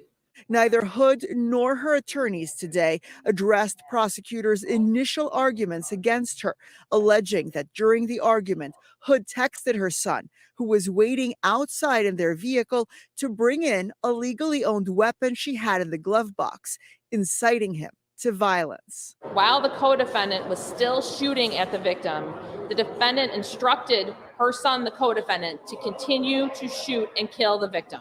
What Hood's attorneys did address was the surveillance video, which by prosecutors' own admission, investigators had from the very beginning, and which they say demonstrates that any actions taken either by Hood or her son were in self-defense. Their lawsuit, filed this morning, accuses police officers of malicious prosecution, false arrest, and intentional infliction of emotional distress. You don't have to be a lawyer to appreciate and recognize that when a woman is violently attacked by a man, an unarmed woman, that she shouldn't be arrested. In dismissing the charges yesterday, the Cook County State's Attorney's Office said only, based upon the facts, evidence, and the law, we were unable to meet our burden of proof. An investigation into the now deceased Jeremy Brown's background shows that he was a convicted felon with several domestic battery charges against him. As for the lawsuit, the city of Chicago will only say that they will review it upon receipt.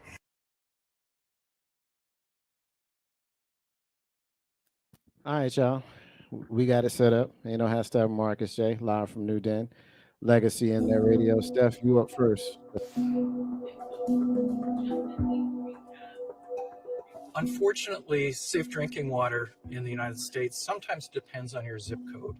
We should not have to rely on being wealthy or being in a community that happens to have a lot of resources in order to have water that's safe.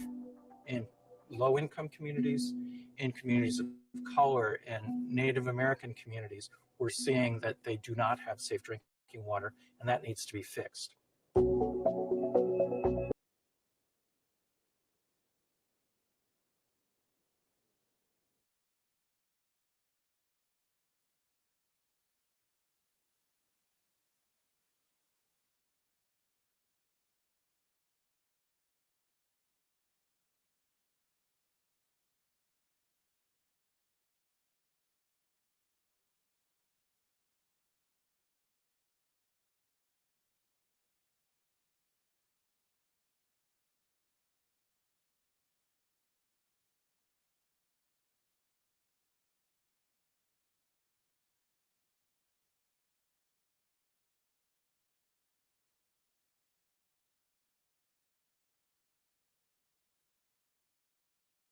Comfortable standing there watching her be punched. They didn't run until they realized that a weapon had entered the conversation. So she gets arrested. She's in jail for 6 days. She's detained. They put the story out erroneously that she told her son to go get a gun. They had to admit that was not the truth. Her son is a honor student, a high-performing honor student in his school environment. And he protected his mother. He was being held in a detention center. They released him. For the family of Jeremy Brown, who is the father of, or was the father of 2 daughters who were twins, who said that on my grandma, who apparently is no longer living, he would punch a woman in the face if she didn't shut up. He has not just a record, but a record in the street. So at his funeral, his family was wearing shirts that said Knockout King, because this is the kind of people we're dealing with. When you encourage and promote bad behavior among your own folk, sometimes your own folk are going to reap the consequences of that behavior. There was a discussion about whether she's a bad mother because her son defended her. He made the decision he made. Both she and the people around her have acknowledged that this is going to be difficult for her son to repair from, that he chose to protect his mom the way that his mother always protects him. By the way, I don't want to miss the irony of this. I know, when I said it when we were off air, I didn't get much reaction from it, but it's relevant. There are screenshots that entire morning, Father's Day. She had been sending out small donations that she had collected and everything else to single fathers. So she spent all morning doling out $600, $50 there, $60 there, take yourself to dinner, blah, blah, blah, to the same men that she had to then go and confront. And ultimately, the big argument for most people is, should she have been arrested and charged? And there's a firm camp with a certain identity that believes she should have been charged until the video came out. And then they felt very uncomfortable with their original thing. But this is the thing. How are you not? I don't need a video to know that if you're punching someone in the face, you are reaping the results of your consequences. You sowed a seed. So there you go. What are we talking about here? We talking about I'm gonna punch you in your face. Like we live in a society where we think that it's okay for a man, first of all, to do that, but to say it, to threaten it. On my grandma. Like say one more thing because you're not allowed to. It's cool. We got the video, but the video shows that there was a bunch of people in that room. So there's a bunch of people in that room that watched it escalate to here to get to this point. Yeah. And, we expected the police is going to canvass. So that means they're going to talk to everybody there. You mean to tell me you didn't gather enough information to find out that this woman did not do anything that was worthy of getting punched in the face? Like, I can't imagine. The news told an entirely different story. A bold-faced lie. Like, we had to find out this way. So my thing is this. This young man was defending his mother, and I got no smoke with him or his mama. I feel bad that those two little girls have lost their father. Anytime there's a loss of life, I'm going to have words of sympathy about that. That's just who I am. But I'm also someone who understands consequences. And if you are going to do something as vile and violent as threaten a woman in front of her child, in front of a room full of people, and actually act on your threat and physically assault her in front of all of those people, including her kid, what is bestowed upon you is what is bestowed upon you. To quote Bob Marley, what to be is going to be. Yeah. So, yeah. Yeah. And Sue says, not a man, Marcus, let's say male. And Uncle H says, right, I saw the black man run out of the room. Horrible, no dignity. So, John, take the final word on this topic. I got to start this like this because I'm going to go somewhere and some people might come for me. But I'm going to start it like this. This is part of the reason I live in Richmond. And this is part of the reason I spend a lot of time out of the country. And part of the reason why I don't go out like I used to. I can't be in those spaces, right? Because I'm not running out of the room. I'm standing in between the two of them. He's going to have to knock me down before he knocks her down. And I don't care who's right or wrong. She could have been dead wrong. He could have been completely in the right. But I can't stand in a space and allow a man to hit a woman. It's not in. I can't. So either I got to leave, not be there, or something's going to happen. I'm going to insert myself, right? And this is why I don't do a lot of things I do. A lot of the things I used to do anyway. So now I said that. For anybody who's ever traveled to Europe, right? You can get on a train and in a day you can go to 4 or 5 different countries, right? What people do not really understand about the United States of America is the United States of America is basically like Europe. We're 50 states with different laws and different regulations. I don't know what the Illinois law is with self-defense and stand your ground or anything like that. But I know if it is how it is that they dropped the charges and couldn't, then that's fine for Illinois. That's how they get down, right? But there are a lot of places in this country where it wouldn't have mattered. That young man would be doing life in jail just because. I agree. Right?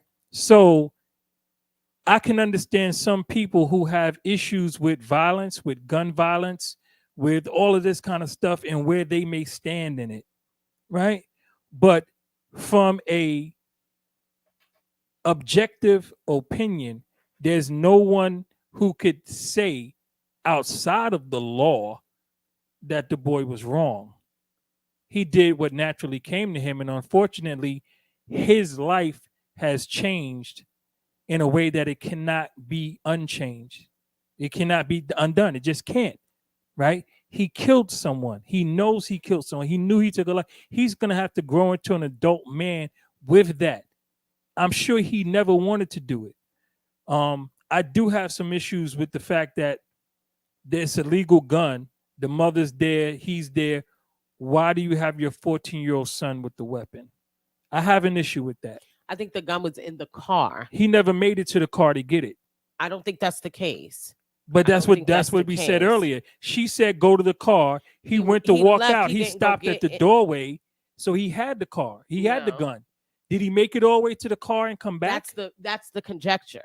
And that's why initially they were saying she told him to go to the car to get the gun. And she was saying go to the car because she knew she could sense what was about to go on. Well, if he made, there's two things. So if he went to the car, got the gun, came back, we're in the area of almost premeditated. Because you went to the car, you got the gun, you came back. If you went the gun, you came back with intentions to shoot because you don't get a gun otherwise. So what should he do as a 14-year-old?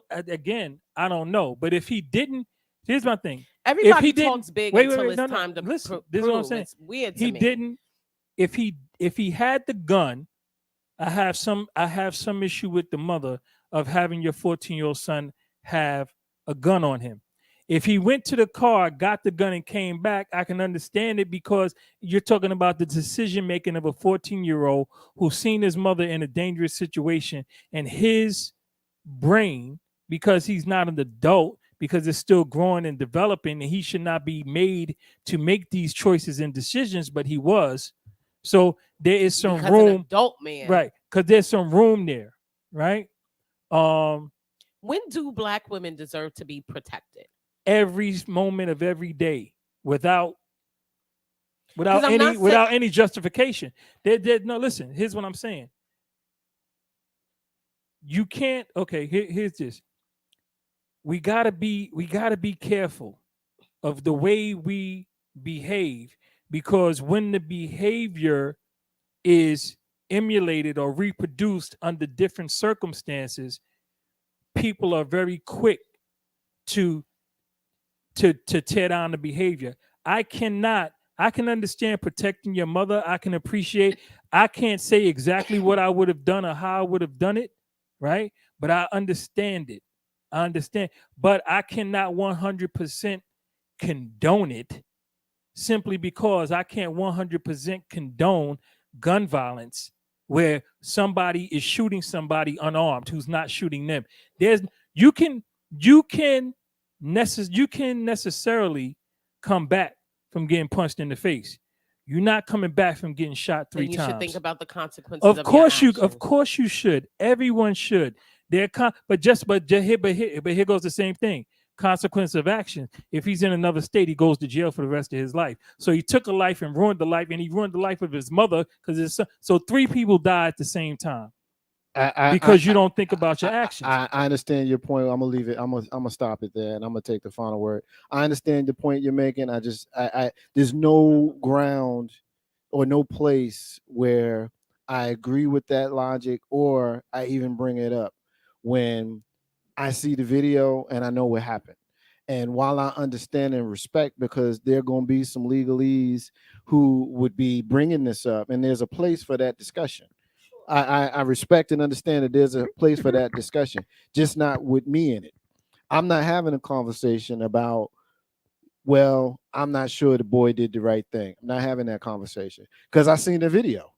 I seen the video. I'm not right and wrong in it. I know you're not, and I'm not suggesting. I'm not suggesting that you are, but all I'm saying is I'm not entertaining any conversation where the actions of the 14-year-old boy who's seen his mama get punched in the face are questioned.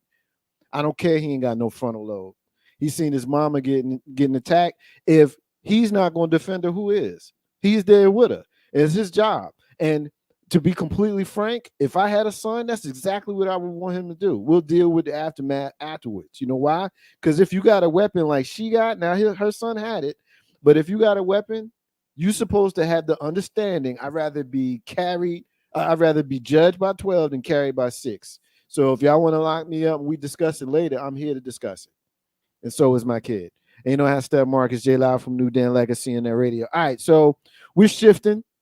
We're going to shut down a little earlier than normal, which is the reason why we didn't do one of the topics that we had planned. And we appreciate your patience. Some of those last few things that we were talking about had to get shut down a little earlier than normal. And in a normal conversation, we would spend more time in them. But like I said, we're shutting down a little early tonight. So this week in history, let's see. Let's go back to 1839. Africans aboard the slave ship Amistad seized control and ordered crew to sail to Africa, but arrived in the U.S. to face murder and piracy charges. They are later acquitted and returned to their homeland. Let's see. 1910. Black boxer Jack Johnson defeats the Great White Hope Jim Jeffries in what is called the Fight of the Century. Johnson is later persecuted by government officials. What this paper doesn't tell you is he got persecuted for walking hand in hand with a white woman. Cross state lines. Cross the state line. That's why he got persecuted. Last one I'll do. 1964, 5 days after passage of the Civil Rights Act, 9 black boys are beaten by a white man for trying to order at a whites-only lunch counter in downtown Bessemer, Alabama. Reason why I do this, and every once in a while I always remind y'all of why I do is Marcus J. Why you always read it? There's always racial stuff. Why you always talk about racial? It's always white folks that say that. It's always white folks that say that. Black folks don't never tell other black folks why you always. Well, never say never because it's some Clarence Thomases out there.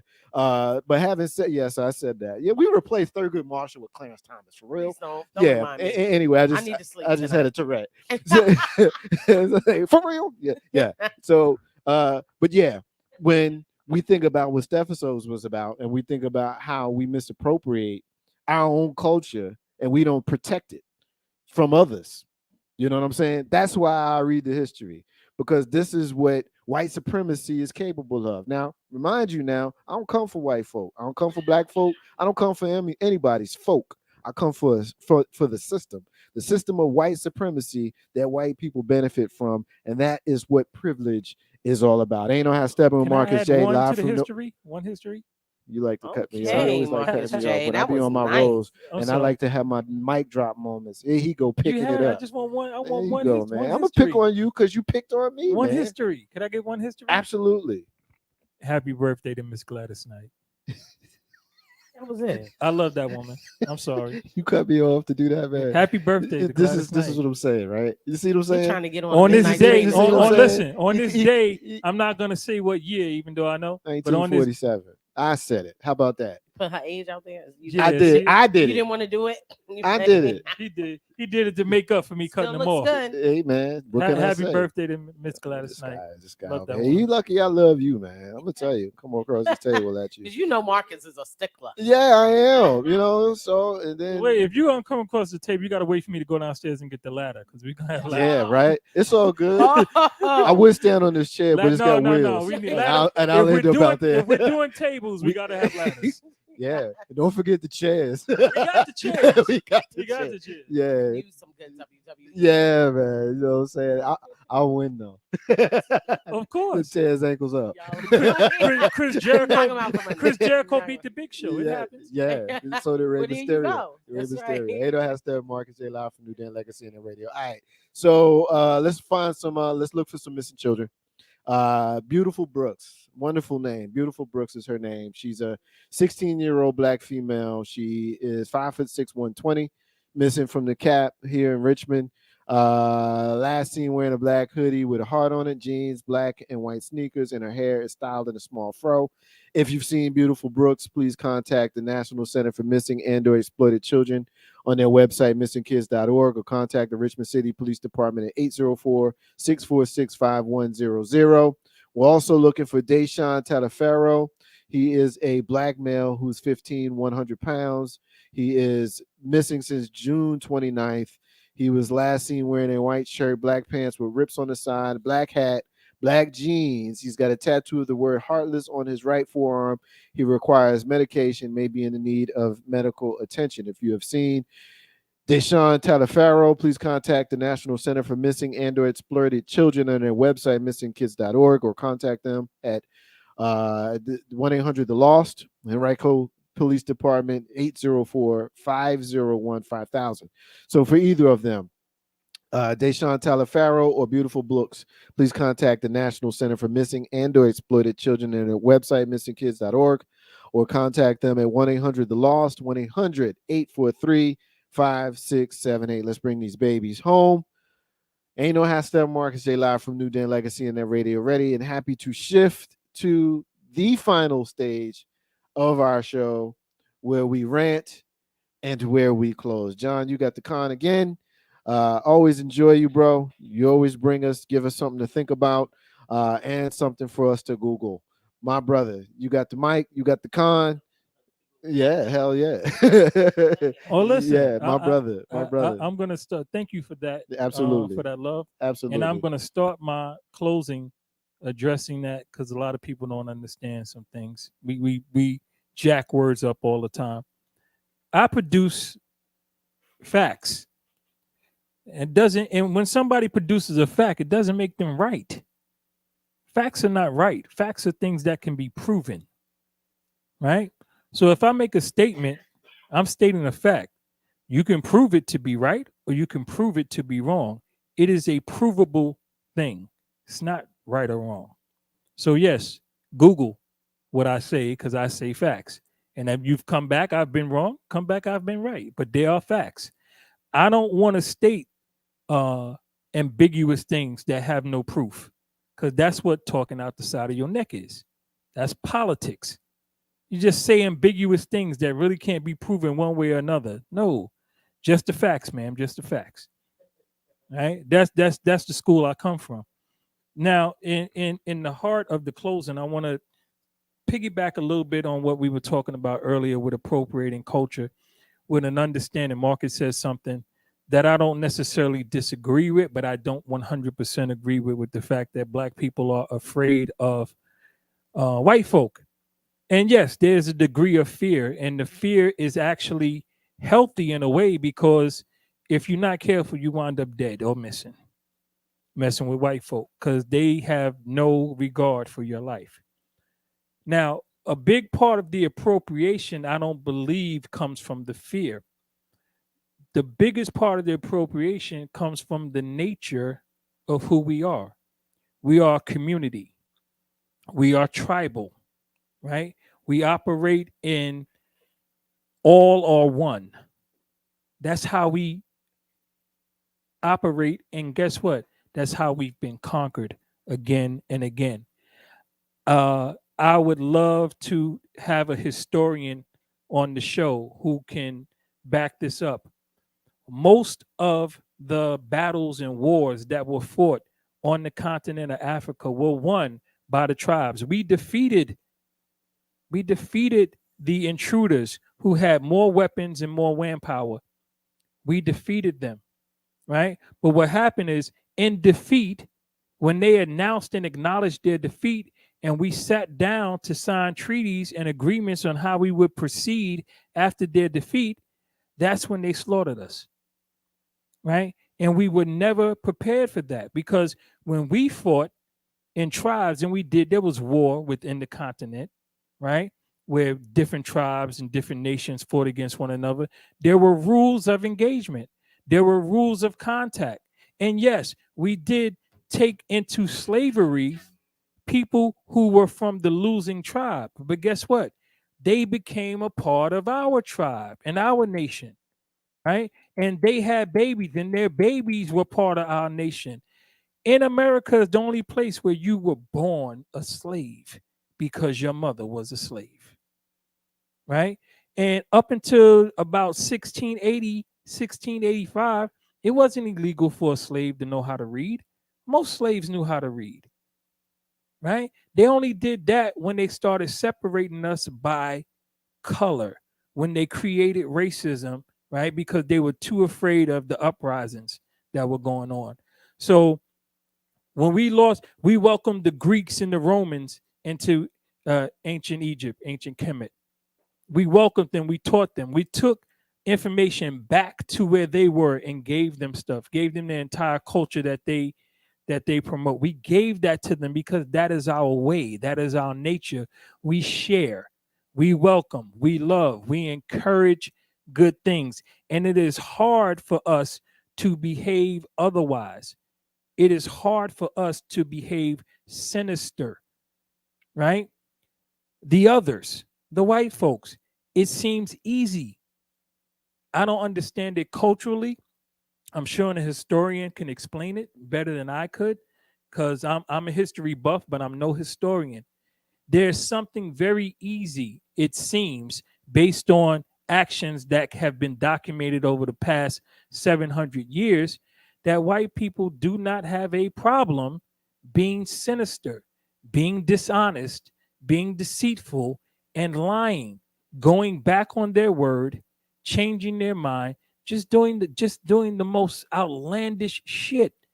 Over 1,000 treaties with the natives on this landmass. Over 1,000 treaties in this landmass were just wiped out. Just wiped out. The treaty with the Seminole, the treaty with the Iroquois, the treaty with the Cherokee. The Cherokee went to the Supreme Court and won the rights to Georgia, North Carolina, and South Carolina. Cherokee land, they won the rights to that. And the president said, yes, you won it, now protect it. Guess what?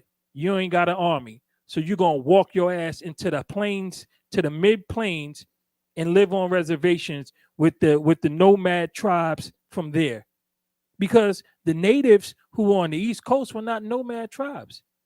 They didn't travel. They didn't move wigwams and stuff like that and hunt buff. No, they were agricultural people with whole civilizations and towns and small cities, right? And they won in the Supreme Court the right to their land and were forced off of it by an army. But we don't speak about that in the culture. We often fight for our culture and try to hold out, but we don't have a standing army. We don't have a political agenda. We don't have any kind of armed force, because everything that we have has been blended into the American fabric. Because at the end of the day, we've been Americanized, right? So when they start appropriating our culture, it's not even appropriation at this point, because we made what is this country. So it's a natural, it's as natural as breathing, right?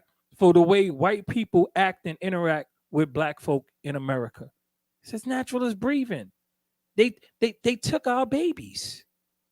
They took our babies and played with them for sport, fed them to animals. They made women watch their men be castrated and fed their genitalia, right? They made brothers and sisters produce children because they were both big and strong to produce strong babies.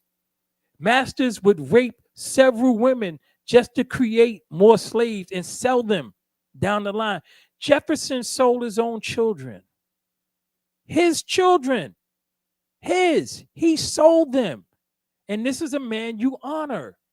How many Jefferson high schools are there? How many Jefferson streets are there?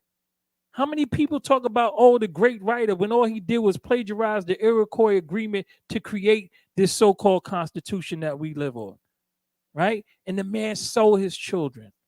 So again, appropriation, we could use it for now, and I can understand the point of it, but we really got to think about where we live. We live appropriated. This is America. We appropriated the whole damn country. And that's my closing. Ain't no half stepping with Marcus J live from NewDen Legacy and that radio. Tough to follow that stuff, but you and I are gonna try. I appreciate you. Thank you for bringing it as you do every single week. It is time for you to take us home. What you got? It's hot, brothers. It's me. It's hot. It's me. No, I'm glowing over here. it's I need new coolant to be put in my AC on the roof, and my management company don't want to come around and do it, and I can't go up there and do it in You better my not go up there and do debilitated it. No, we'll state. fuss at So, you. It's too hot and no. yeah. Yeah, no all the way. Interesting, and thank you, John. I have a statement that is a little bit linked to that, but it focuses on love and connection and what we allow ourselves to have. And so there is an influencer, a food influencer. There's a food influencer who made a statement on TikTok that his wife was so beautiful that when he saw her this one particular time, he almost cried. Yes, Keith Lee. Love Keith Lee, food influencer. I have no problem plugging him because it seems to be a good human. And he always, as Marcus J would say, puts his wife over. He is genuinely in love with her and concerned about her well-being, and is protective of his marriage to her. So when he made the statement, there was an interesting amount of people. First of all, it made it to the shade room, which, by the way, is, low key behind it is Sarah Roberts. So TD Jakes, Sarah Jakes, TD Jakes' daughter is behind it. It's a gossip rag. It puts us in our worst possible light. But on there, they were tearing him up and they were saying, "What's wrong with this simp? And he's so feminine, and this is so sassy," and all these words to insinuate. But he is an MMA fighter. That's exactly right. To insinuate that him loving his wife and stating that seeing her made him want to cry, made him a weakling. And there were a huge number of women pushing this narrative. And the very first thing I thought about was recently there was a poll conducted across all social media dating apps, Tinder, Bumble, Hinge, and so on, Plenty of Fish, where no more than 38% of Black men said that Black women were their preference on these apps. European men outclassed Black men as saying Black women were their preference on these apps, and so did Asian men. 38% was the average. And so to think about a Black woman who, I've seen this sister, she gets to be regular in a way that y'all will accept regular ass white women. I see you, brothers. I see you out there with your okay-ish white wife. But Black women got to be hair, makeup, this, that, and the other, until you want to talk about hair and makeup, and then that's the problem. Black women are consistently held to a standard or an expectation. We are consistently tone policed and so on and so forth. And there's a Black woman whose husband is publicly proclaiming his love and infatuation with her, and it's just too much for some of you Black women because you've never had a Black man in your life tell you how wonderful you are. And so you will deny this sister something that we don't often get. And I'll be honest, if she didn't look good, she doesn't have to look like anything. She has to be a loved woman. When you go back to the plantation days, I'm reading a book currently that talks about the experience of slave women on plantations, because often when we talk about today's current environment, we talk about what Black men have gone through. We often overlook what Black women have gone through as though we were not on the plantation, as though none of these things happened to us. They'll talk about rape and it's very dismissive. Oh, yeah, that's what happened. But there's not a significant discussion about how enslavement impacted Black women post emancipation, how even your Black leaders, Frederick Douglass, chose white women when they had an opportunity because it was a sign of comeuppance for them. And so then to see a Black woman in modern day America being loved, not because she went, destroyed her body, not because she changed who she was, but because someone genuinely loves her the way that Black women deserve to be loved. And other Black women saying that that man's value has dropped because he's weak. This is why we have the Jeremy Browns of the world that think punching a woman is acceptable. This is why, there is a moment where I will say, as Black women, we have to understand that some of us are promoting our own downfall. 38% of Black men on dating apps said that Black women were their preference. And you're mad about a Black woman whose husband is making it clear that she's his. You're mad when Sierra is being loved up. This is not a problem for Keith Lee's wife. This is not a problem for Sierra. This is a problem for you, sis. This is a problem that you haven't experienced a Black man who tells you what he sees in you, what he values in you, what he admires in you, that you haven't been able to bring someone to tears because his false masculinity is more important than his expression of love to you. The love that you're working hard to earn. Some of you who are pick-me-shas, you're out there in the world talking about you don't go to clubs and you stay home and read books and, girl, I can cook. You're trying to validate all of these things to get the thing this woman is getting, but you're mad. You're mad because you're not being told your worth. You're not being looked at as the preference. I look at Megan Good and Jonathan Majors. Why is she running to court with this man? You weren't his preferences. But some of you are like, that's right, stand beside him. Well, why can't you stand beside Keith Lee, who's promoting a love for his wife? Black women, I want you to hear this. You deserve love. You deserve love in its most authentic form. You deserve love that isn't changing on the basis of when a man isn't getting what he wants, whether it is physical or whether it is you cooking or this, that, and the other. You deserve love that doesn't have to be validated by your behaviors day to day, that is uncompromising, that is real. And you deserve engagement and an intersection with men who are willing to understand that you aren't just a woman, you are human. And you are entitled to human treatment, which means when you talk back, you shouldn't be punched in your mouth. There should be no justification for whether someone should come in and protect you. You deserve protection. And not from these men who swear they protect us at all costs until there's a reason to question whether we should be protected at all costs. But you really should be protected. So if you hear another woman, listen, encourage your girlfriend. Encourage her to call you and tell you when that man buys her flowers. Encourage her to call you and tell you when that man is loving her right, because it's easy for her to call you and tell you when she's not getting what she deserves. It happens to too many of us. Too many of us have that story. Promote her. And in turn, promote him so that we can create a cycle that looks like recidivism. It means the one time I want you to keep going back to something, and it's not to jail, it's going back to love. I challenge you to do that today. And that's my rant. Ain't no hashtag Marcus J live from NewDen Legacy and that radio. Shout out to New Jersey checking us out again. My big sister Kim is checking us out. Kim, we appreciate you for rocking, and please give Mom a big old hug and punch Tony in the chin for me. Ain't no violence, Kim. Thank you, sis. She ain't gonna hit him. I ain't gonna hit him. We love Tony. Kim and Tony, my big brother and my big sister. Ain't no hashtag she's laughing. And yeah, I appreciate you. Thank you, Kim. I appreciate you. Ain't no hashtag Marcus J live from NewDen Legacy Internet Radio. So I will take just a brief moment to thank John and Steph once again for bringing it as you do every single week. Thank you for the banter. Thank you for the camaraderie. Thank you for the fellowship. Thank you for the community.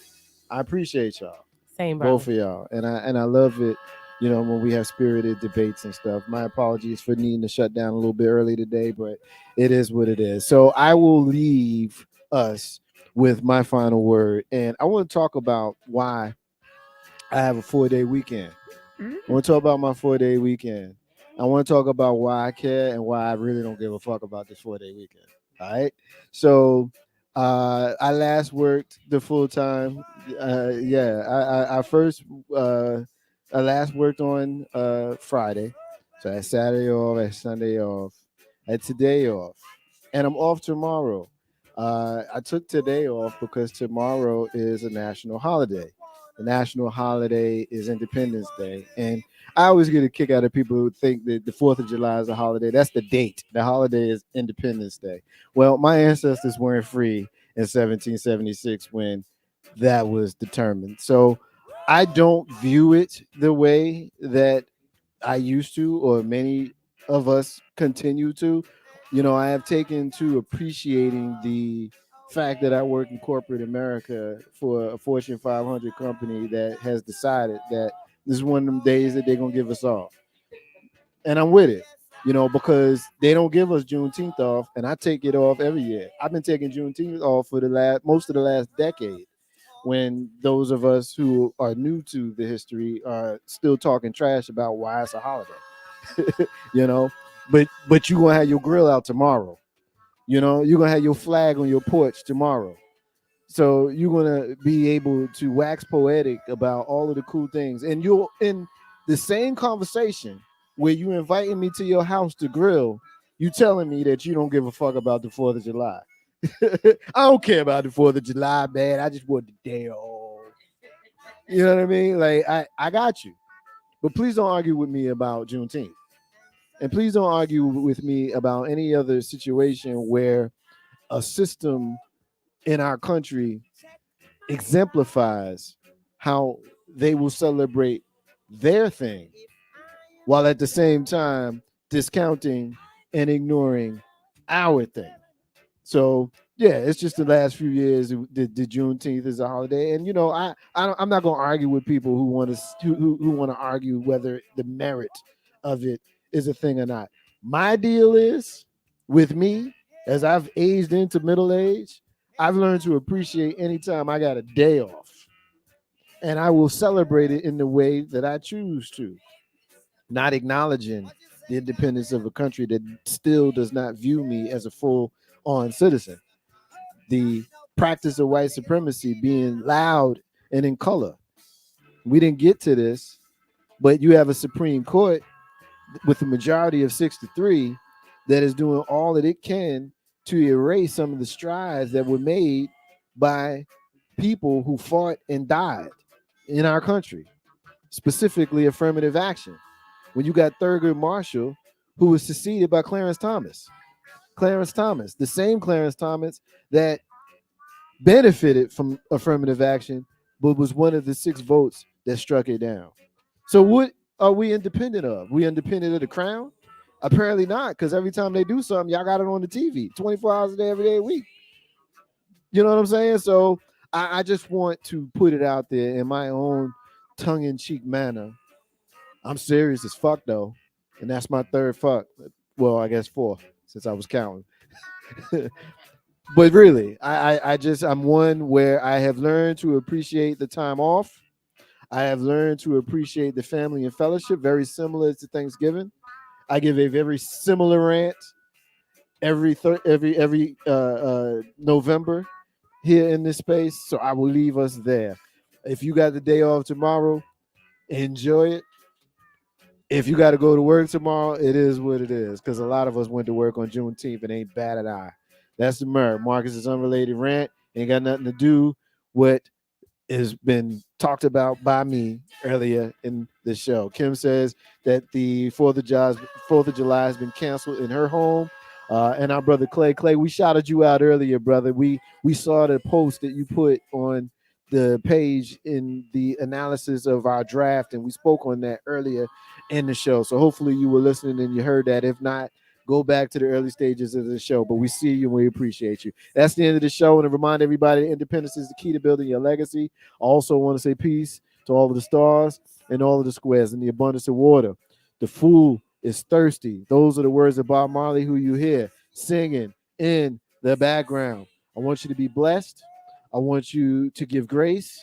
I want you to remember to always keep it 100. Authenticity has no competition, y'all. We celebrating 12 years next month.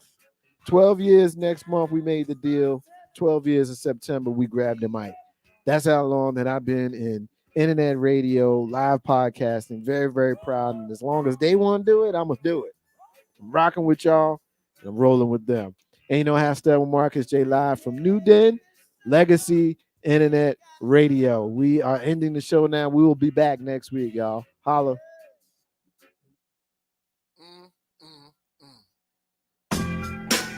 Oh yeah, I'm with this, I'm just gonna lay back and I'ma drop some smooth lyrics. So tune in 7 to 9:30 and don't be late. We about to set it straight. Ain't no half stepping with Marcus J. Word.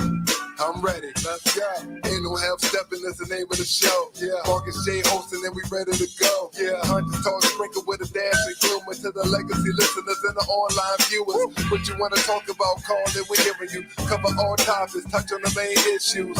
With the flow in this show, bring the heat. The word on the street, Wizard Earl on the beat. We superb in the B, legacy online. 7 to 9:30, please be on time. Ain't no half stepping with Marcus J, my brother. If they can't hang, word to their mother. And he been on this grind for a while. The brother so smart, plus brother got style. Up in Richmond, we on the mission, we full force. And listen up, this Marcus J start to talk, running back. And he been on this grind for a while. The brother so smart, plus brother got style. Up in Richmond, we on the mission, we full force. And listen up, this Marcus J start to talk.